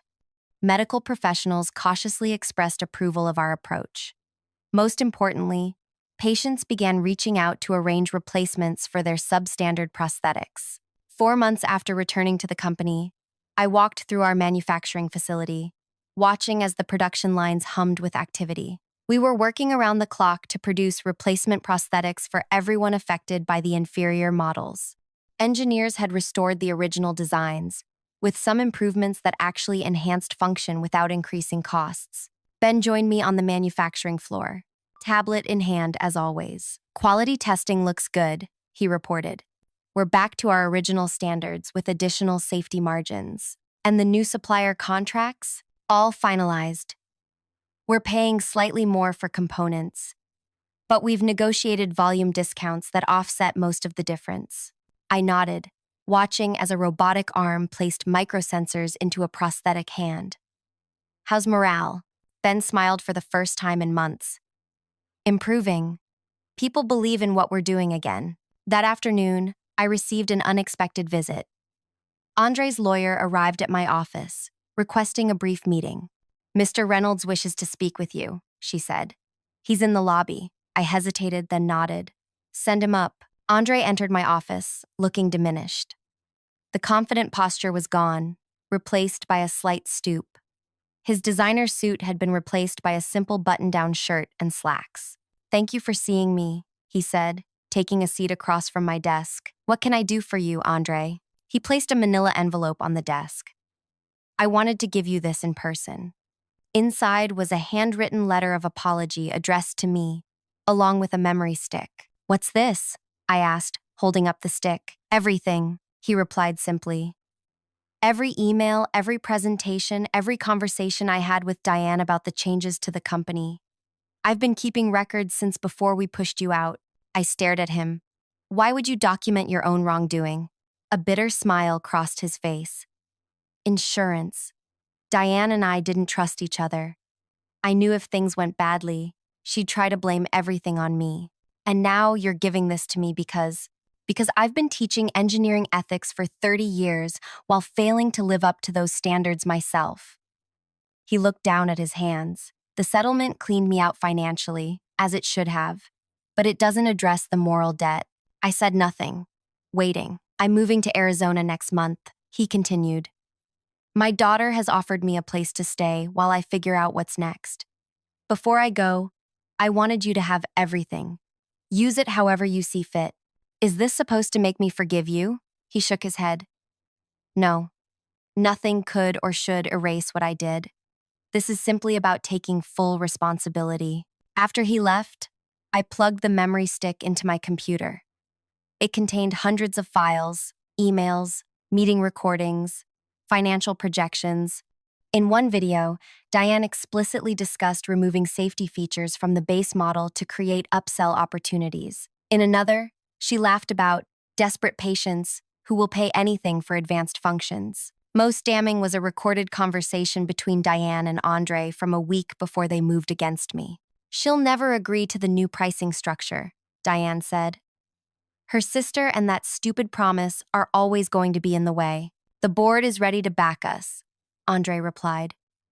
"We just need to present it as a choice between growth and stagnation. And if she still refuses, then we activate Plan B. I've already spoken with legal about the termination agreement. It's watertight." I closed the laptop, feeling a complex mix of vindication and sorrow. The evidence would strengthen our position in the ongoing legal battles, but it also confirmed the calculated nature of their betrayal. That night, I called my sister. "I saw the announcement about the replacement program," Zoe said. "People in my support group are talking about it. They're hopeful but scared to trust again." "I know. Trust takes time to rebuild. How are you handling everything? The pressure must be enormous." I considered the question. "It's strange. When I was building the company, I was constantly anxious about failing. Now that I've already experienced the worst-case scenario, I'm less afraid. What happens next? We rebuild, properly this time, with safeguards against the kind of corruption that nearly destroyed everything." 2 weeks later, I received an unexpected message from Dr. Nwike, the Nigerian health minister who had witnessed the demonstration. "I'm in town for a medical conference. Could we meet?" We arranged lunch at a quiet restaurant near our offices. Dr. Nwike arrived precisely on time, elegant in a tailored suit with a brightly patterned tie. "Thank you for making time," he said as we sat down. "I've been following your company's transformation with great interest." "It's been challenging," I admitted, "but necessary." He nodded thoughtfully. "The victim compensation program is unprecedented in the medical device industry. Many of my colleagues were skeptical it would actually be implemented. We're delivering on every promise. It's expensive and logistically complex, but it's the right thing to do. That's why I wanted to meet." He leaned forward. "The Pan-African Health Alliance represents 46 countries. We've been seeking a partner for a major prosthetics initiative across the continent." My heart began to race. The alliance controlled billions in medical procurement funds. "Before recent events, your company was our top candidate," he continued. "Then, of course, everything changed. I understand. But your response to the crisis has been illuminating." He smiled. "Many companies would have declared bankruptcy to avoid liability, then reformed under a new name. You chose a harder path. The only path that honored our mission, precisely." He pulled a folder from his briefcase. "This is a preliminary proposal for a partnership. 5-year commitment. Initial order of 50,000 units, with potential expansion to 200,000. We would need pricing concessions for lower-income nations, of course." I opened the folder, scanning the numbers. The order was massive, larger than any in our history. The proposed pricing structure was aggressive but workable under our new model. "This would require significant production expansion," I said. "We're prepared to provide advance payments to facilitate that expansion. And our medical training institutes would collaborate on user education and maintenance programs." By the time lunch ended, we had the framework of an agreement that would transform both the Alliance's prosthetics access and our company's future. As Dr. Nweke prepared to leave, he paused. "May I ask a personal question?" "Of course. You could have walked away after being forced out. Started a new company, perhaps with improved designs. Why fight so hard for this one?" I considered his question carefully. Because it was never just about the technology. It was about the promise. That these devices would be accessible to everyone who needed them.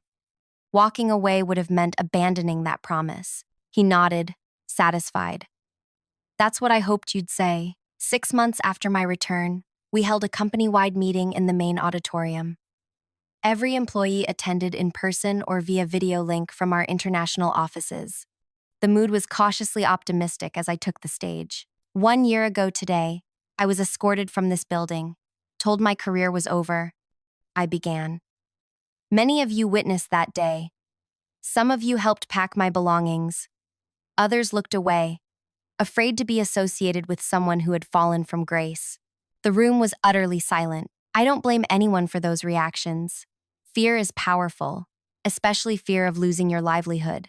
But today, I want to talk about something more powerful than fear: purpose. I clicked to the first slide, a photo of Maya using her prosthetic arm to hold her newborn baby. This is why we exist. Not for stock prices or market share or executive bonuses. For moments like this. More images followed. Leo climbing a mountain with his prosthetic leg. Tina performing at a recital. A young boy in Kenya running for the first time since losing his leg to an infection. In our darkest moment, we lost sight of this purpose. We allowed profit to become more important than people. The consequences were devastating, and we're still working to make amends.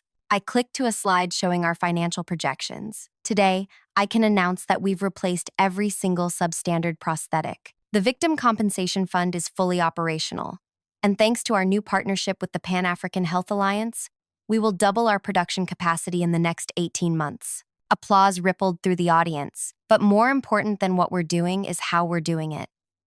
Our conversion to a public benefit corporation means our commitment to accessibility is now legally binding.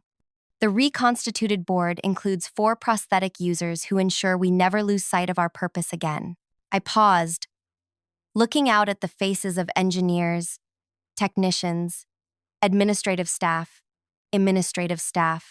the people who made our mission possible. Last week, I received a job application that gave me pause. I clicked to the next slide. Diane's resume appeared on the screen with her name redacted. The applicant had extensive experience in medical device management. Impressive credentials. Strong references. Murmurs spread through the audience as people began to recognize the resume. At the bottom was a personal statement that read, "I believe my industry experience could be valuable to your organization during this rebuilding phase. Everyone deserves a second chance." The room grew tense as people realized whose application I was describing. I considered this application carefully. It raised important questions about redemption, about whether people can truly change, about whether someone who once betrayed everything we stand for could ever be trusted again.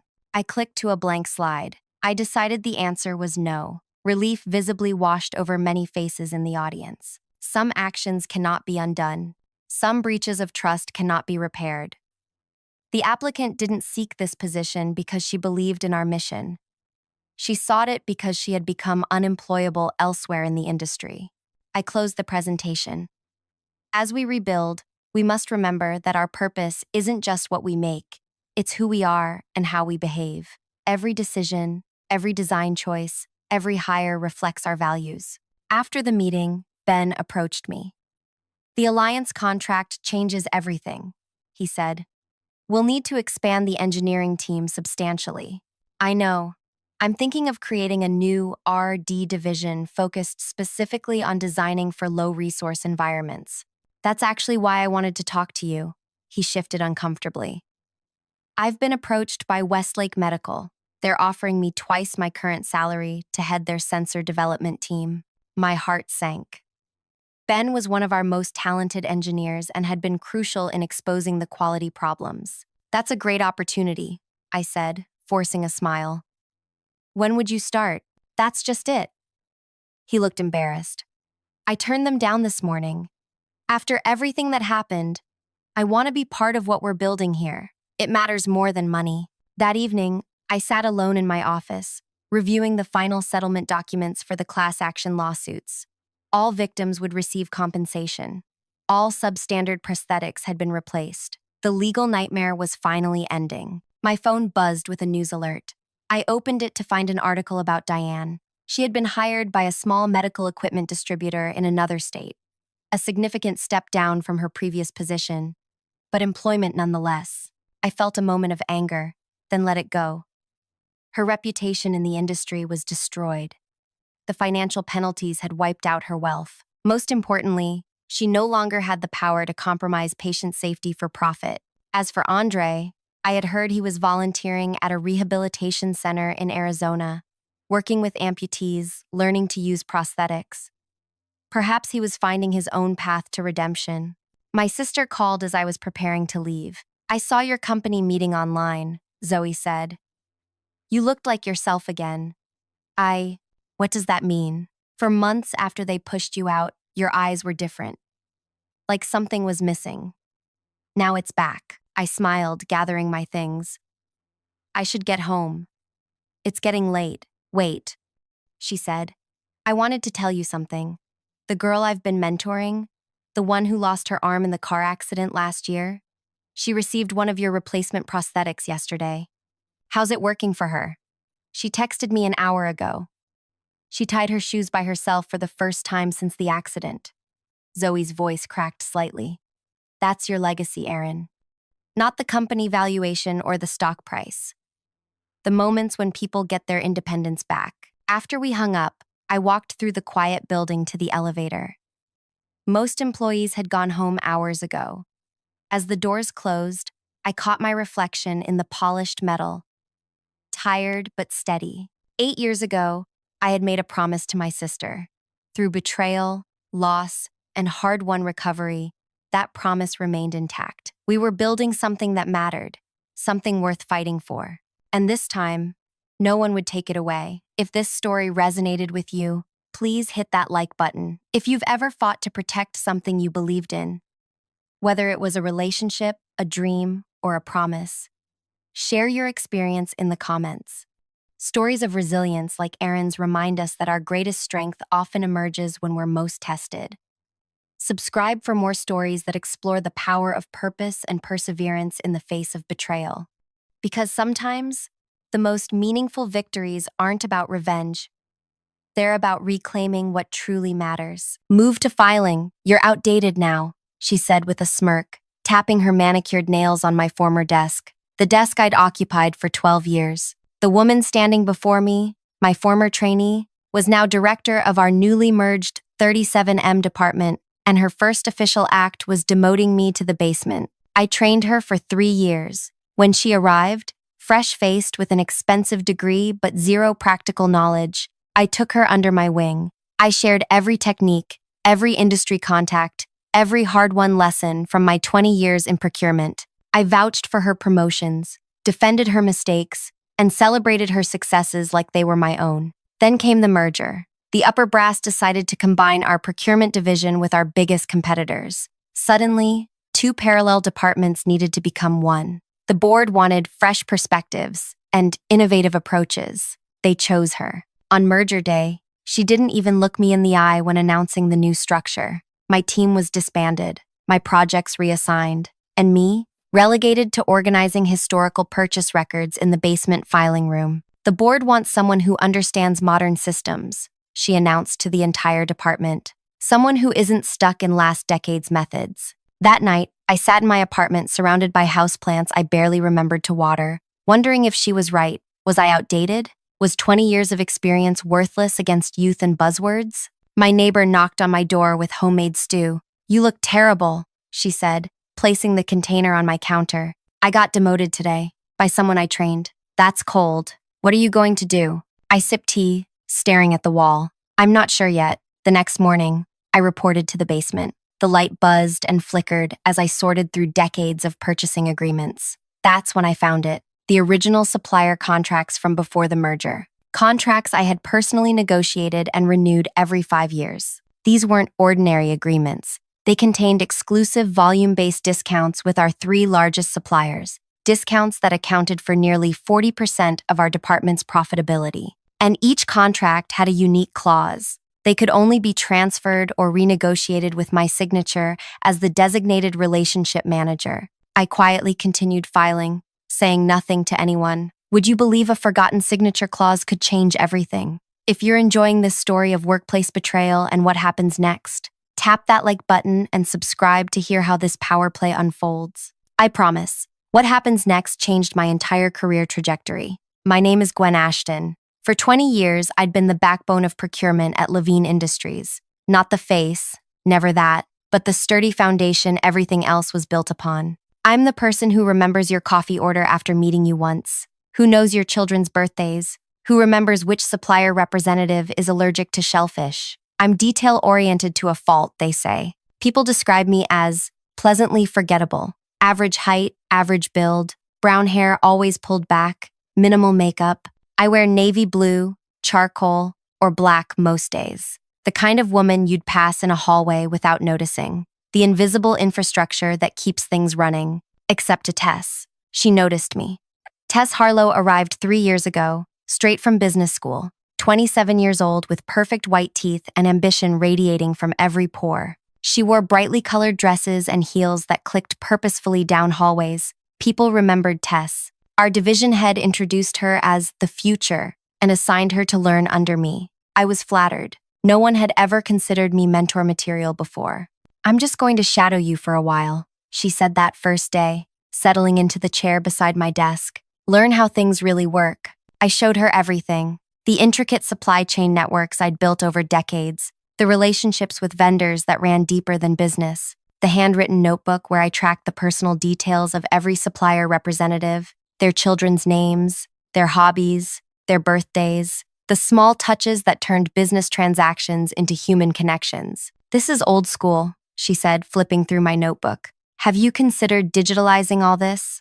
The personal touch matters in procurement, I told her. People remember how you make them feel. She nodded, but I caught the slight eye roll. Tess learned quickly. Within 6 months, she could recite our top vendor terms by memory. By year 2, she was negotiating smaller contracts on her own.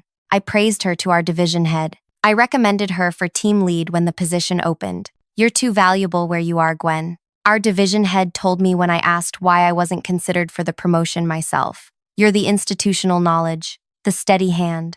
I accepted this explanation. I'd always been the reliable one, never the star. And wasn't Tess shining so brightly? When she created digital dashboards tracking our vendor performance, the executive team praised her innovation. When she gave presentations, people leaned forward in their chairs. I sat in the back, nodding along, proud of my protege. The merger announcement came suddenly. Our competitor, Meridia Group, would join with Levine Industries. Redundancies would be eliminated. New organizational charts appeared in our inboxes. Don't worry, Tess assured me over lunch. Your experience is invaluable. No one knows procurement like you do. I believed her. 20 years of knowledge doesn't disappear overnight. Then came the day everything changed. The boardroom was packed. Executives from both companies sat around the table while the rest of us lined the walls. The CEO stood at the head, announcing the new structure. Leading our new combined procurement division will be Tess Harlow.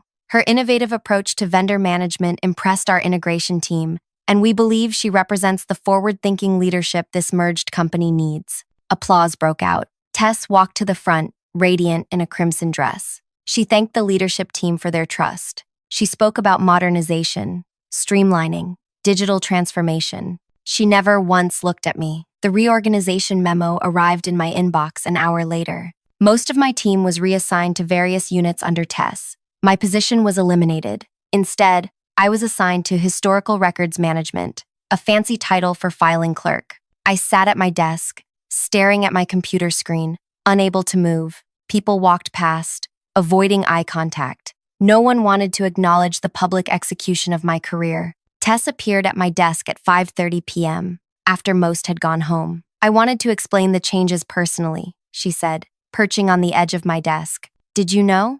I asked. When we had lunch last week, did you already know you'd be taking over? She hesitated. The integration team approached me 2 weeks ago.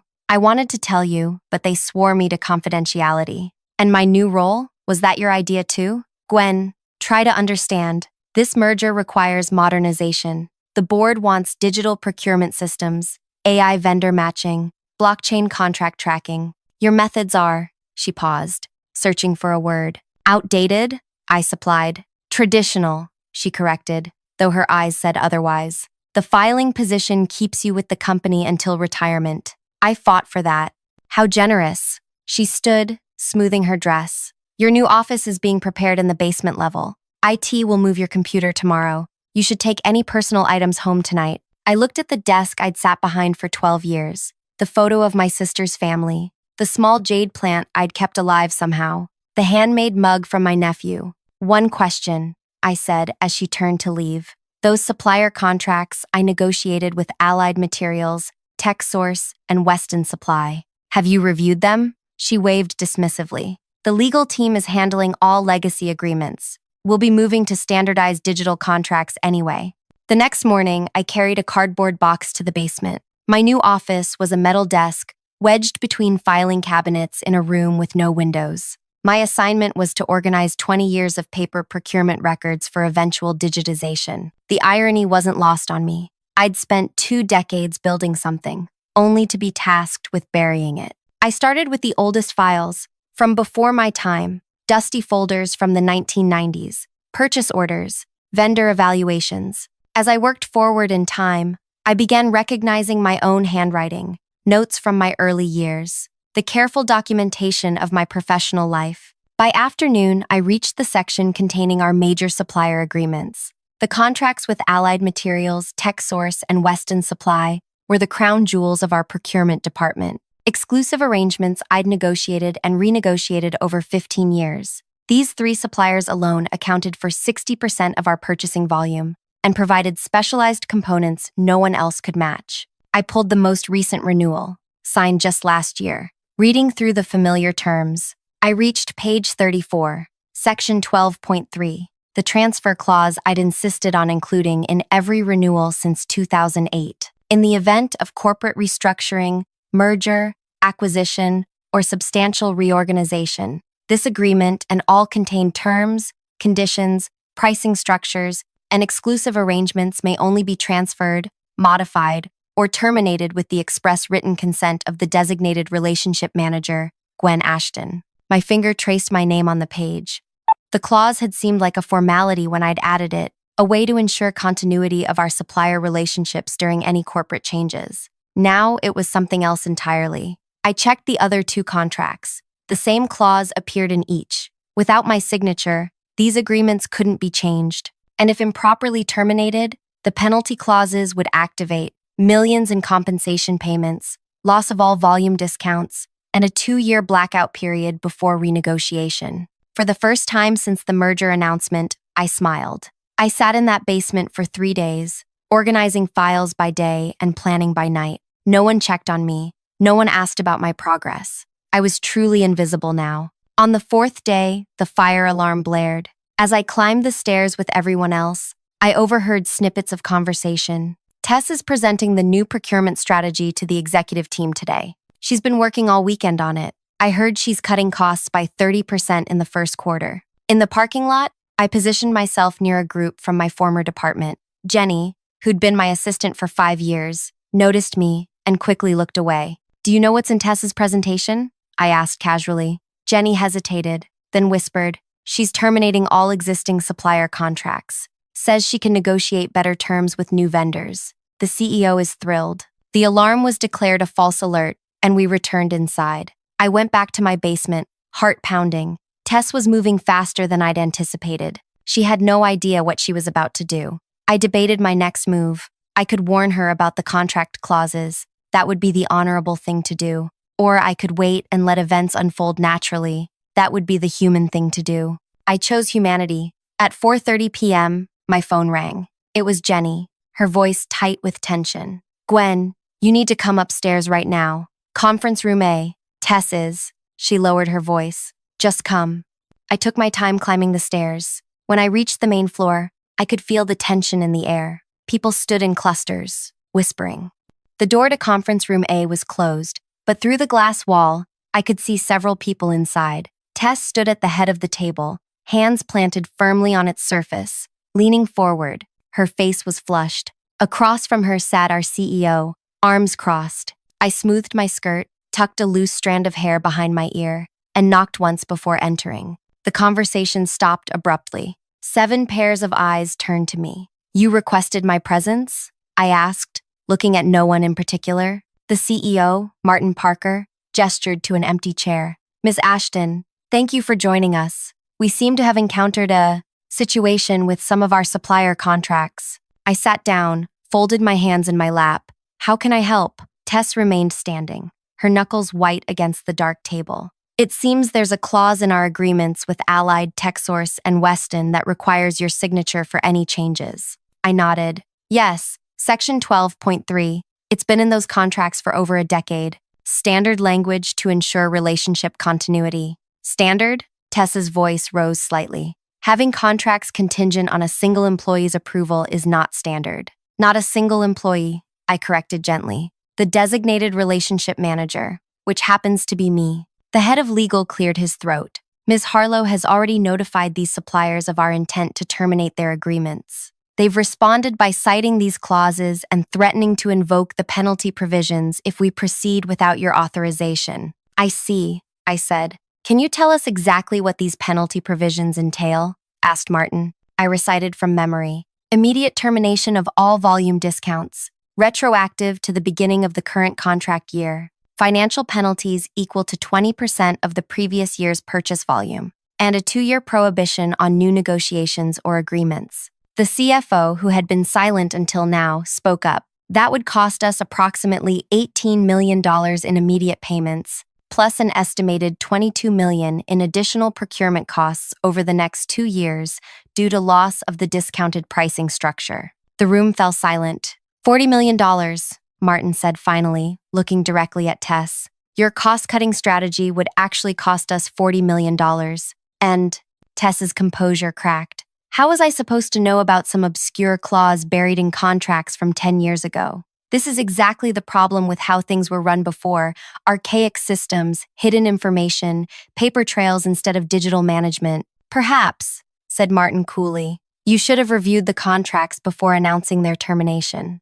I watched Tess, remembering how she'd looked standing at my desk 4 days ago, how easily she'd dismissed me, how completely she'd erased my 20 years of work. I can fix this, Tess said quickly. We just need Ms. Ashton to sign the transfer authorizations. Then we can proceed with the new vendor strategy. She turned to me, a tight smile on her face. You'll sign them, of course. For the good of the company. Everyone turned to look at me. The invisible woman, suddenly the most powerful person in the room. I'd need to review any proposed changes carefully, I said. These relationships took years to build. The terms were negotiated over multiple contract cycles. Any hasty changes could damage our supply chain irreparably. We don't have time for that, Tess insisted. The new vendors are expecting our business starting next month. Then I suggest you call them and explain the delay, I replied calmly. Martin studied me for a long moment. Ms. Ashton, would you be willing to oversee the transition of these supplier relationships? Ensure that any changes are made strategically? Before I could answer, Tess interrupted. With all due respect, sir, this is my department now. I can handle the supplier transition once the paperwork is signed. $40 million says otherwise, Martin replied sharply. He turned back to me. What would it take to get your cooperation on this matter? I felt a surge of power I'd never experienced before. In that moment, I could have demanded anything. My old job back, Tess's termination, a significant promotion. The temptation hung before me like a ripe fruit. Instead, I said, I'd need to be involved in all supplier negotiations going forward. Not just these 3, but all major vendors. And I'd need the authority to approve or reject changes based on my assessment of their impact on our supply chain stability.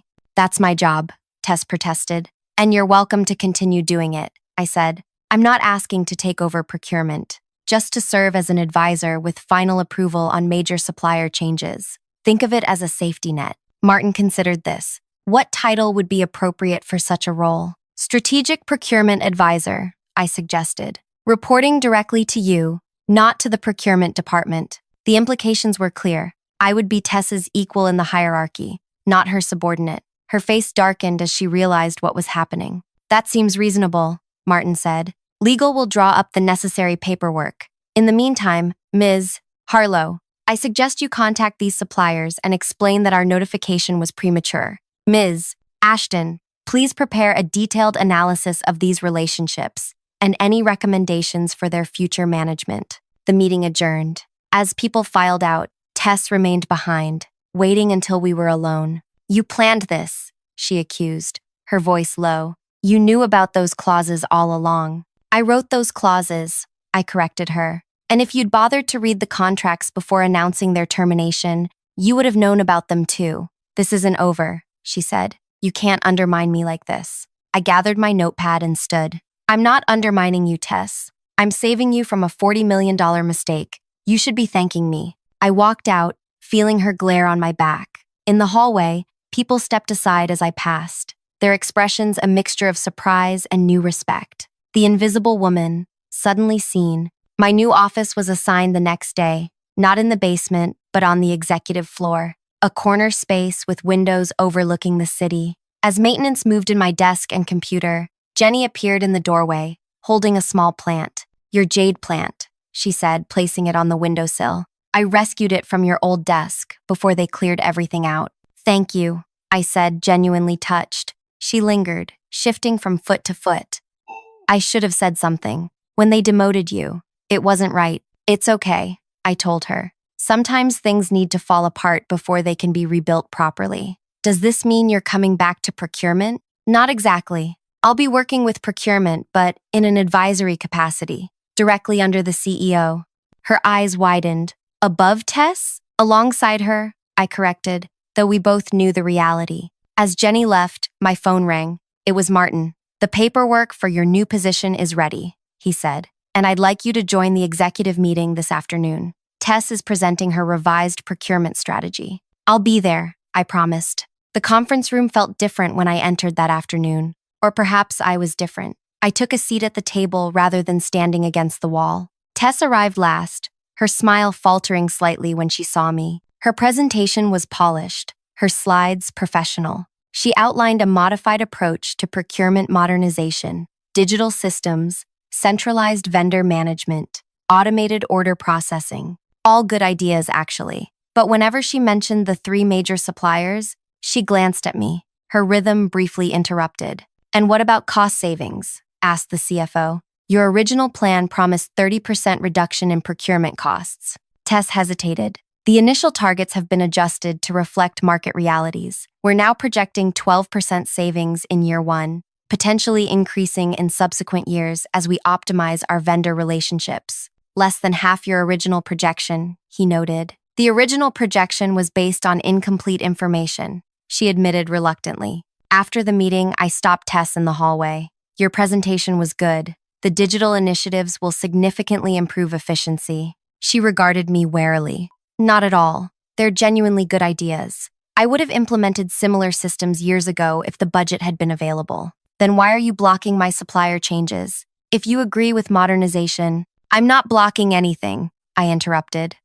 I'm ensuring we don't sacrifice $40 million and critical supply chain stability for the sake of change. There's a difference. She studied me, her expression unreadable. What do you want, Gwen? Your old job back? My job? What's your endgame here? It was a fair question. What did I want? Revenge had seemed so simple in the basement, surrounded by the paper trail of my career. But standing here now, face to face with the woman who had tried to erase me, I realized my goals had evolved. I want recognition for the value I bring to this company, I said finally. I want respect for the relationships and systems I've built. And I want to ensure that 20 years of work isn't dismantled overnight by someone too arrogant to look before they leap. Her jaw tightened. You won't always have those contract clauses to hide behind. No, I agreed. Eventually, we'll renegotiate those agreements. But by then, everyone will understand exactly what I contribute to this organization, including you.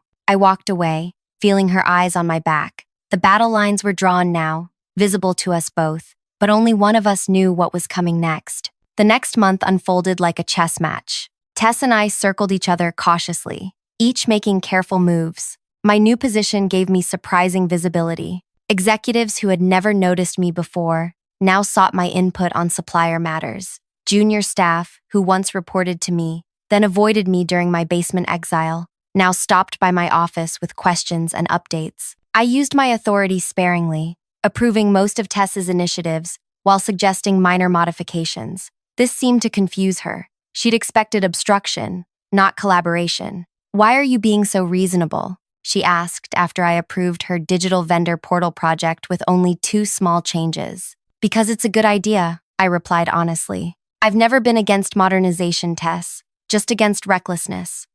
She studied me, suspicious. You're planning something. I smiled. I'm doing my job.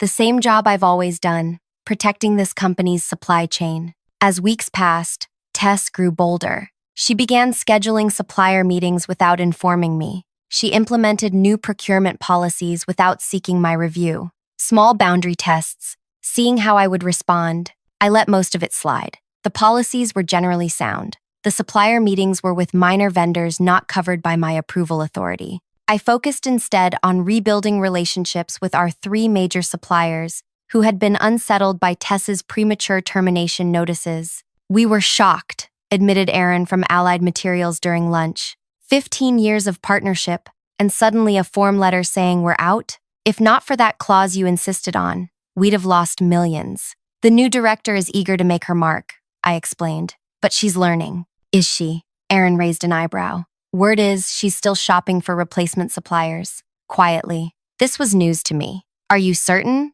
He nodded. One of our former employees now works for a competitor. Said she's been requesting capability assessments, pricing estimates, all very hush-hush. I thanked him for the information and returned to the office deep in thought. Tess was going behind my back, laying groundwork to replace our major suppliers once the contract transfer signatures were obtained. Clever, but predictable. That afternoon, Martin called me into his office. Tess was already there, looking triumphant. Gwen, Tess has raised some concerns about the approval process, Martin began. She feels it's creating bottlenecks in procurement operations. Tess jumped in. The digital transformation is being held back. Every change requires multiple reviews, signatures, meetings. We're losing momentum. I nodded, considering my response. What specific approvals have I delayed? She blinked, caught off guard.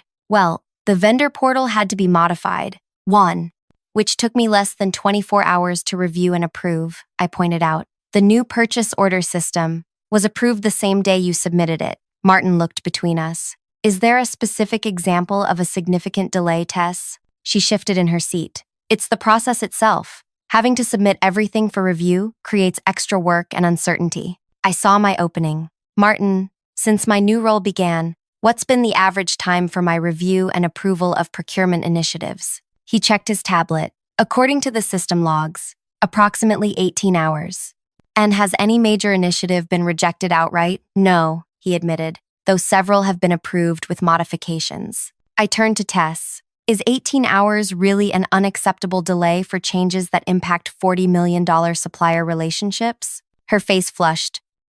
That's not the point. I think it is precisely the point, I countered. This approval process was established because you attempted to terminate critical supplier contracts without understanding their terms. It exists to prevent costly mistakes, not to obstruct progress. Martin sighed. She's right, Tess. The approval times are reasonable. Unless you can provide specific examples of harmful delays, I see no reason to change the current arrangement. Tess left the meeting visibly seething. I remained behind. There's something else you should know, I told Martin, and shared what Aaron had told me about Tess's quiet search for replacement suppliers. His expression darkened. That directly contradicts what she's been reporting to me. She's assured me she's working to strengthen existing supplier relationships, not replace them. I believe she's hoping to present you with a fait accompli. New suppliers lined up, ready to take over the moment I can be persuaded or forced to sign the transfer authorizations. That would be extraordinarily risky, he noted. Yes, I agreed. For everyone involved. The following week, I was invited to a procurement department meeting for the first time since my demotion. The conference room fell silent when I entered. Tess stood at the front, her smile tight. Gwen will be joining us today to provide insight on our supplier relationships, she announced. As we all know, she has unique knowledge in this area. The presentation began smoothly. Tess outlined performance metrics, digital adoption rates, cost savings achieved so far. The team asked questions, which she answered confidently. I remained silent, observing. Then she reached the slide titled Future Supplier Strategy. As we continue modernizing, we need to evaluate whether our current major suppliers can meet our evolving needs, she said. I've conducted a preliminary market analysis of potential alternatives that could offer improved technology integration and more competitive pricing. She clicked to the next slide, revealing a comparison chart of our current suppliers versus potential replacements. The data seemed to show significant advantages with the new options. These alternatives could save us approximately 22% on component costs while providing superior digital integration capabilities, she concluded. The room was quiet, everyone glancing between Tess and me. She had thrown down the gauntlet publicly. "May I ask a question?" I said, breaking the silence. "Of course," Tess replied with exaggerated politeness. "These cost comparisons," I gestured to the screen, "do they account for the volume discount structures in our current agreements?" She hesitated. "They're based on the published pricing provided by the alternative suppliers." "Published pricing isn't what we pay," I pointed out. "Our actual costs with Allied, TechSource, and Weston are significantly lower due to negotiated volume discounts. Did you use our actual costs in this comparison?" "I used the most recent invoiced prices," she said, her confidence wavering slightly. I nodded. "Interesting. Because our agreements with these suppliers include tiered pricing that reduces costs as our annual volume increases. We're currently in the highest discount tier with all three, which only activates in the fourth quarter of each contract year." The team members looked confused. Tess's smile froze. "So these comparisons," I continued, "are using our highest price points of the year, not our average or final costs. That would significantly skew the results, wouldn't it?" Before she could respond, I turned to the team. "Could someone pull up our actual average cost per unit for the previous full year? That would give us a more accurate baseline for comparison." One of the analysts quickly accessed the data. When the numbers appeared on screen, they told a very different story. Our existing suppliers were actually 8% less expensive than the alternatives when using actual average costs. "There seems to be a discrepancy in the analysis," I said gently. "Perhaps we should revisit these comparisons with complete data before making recommendations." Tess's face had gone pale, then flushed with anger. "This is exactly the problem," she snapped. "Hiding behind complicated legacy agreements instead of embracing new opportunities. This is why we need to move forward with modern suppliers who offer transparent pricing." "Transparency works both ways," I replied calmly. "Our analysis should transparently represent true costs, not selectively chosen data points." The meeting dissolved into uncomfortable silence. Tess abruptly moved to the next topic, but the damage was done. Her credibility had been publicly undermined. Afterward, she cornered me in the hallway. "You ambushed me in there. I asked factual questions about your presentation," I corrected her. "That's my job." "You're sabotaging me because you're bitter about losing your position," she hissed. "This petty revenge needs to stop." I looked at her directly. "Tess, this isn't revenge. This is consequences. You tried to discard 20 years of procurement knowledge as outdated without understanding its value. Now you're discovering what that knowledge is worth." "The CEO sees your game," she countered. "He knows you're using those contract clauses to hold on to power. It's only a matter of time before he finds a way around you." I just smiled. "We'll see." That night,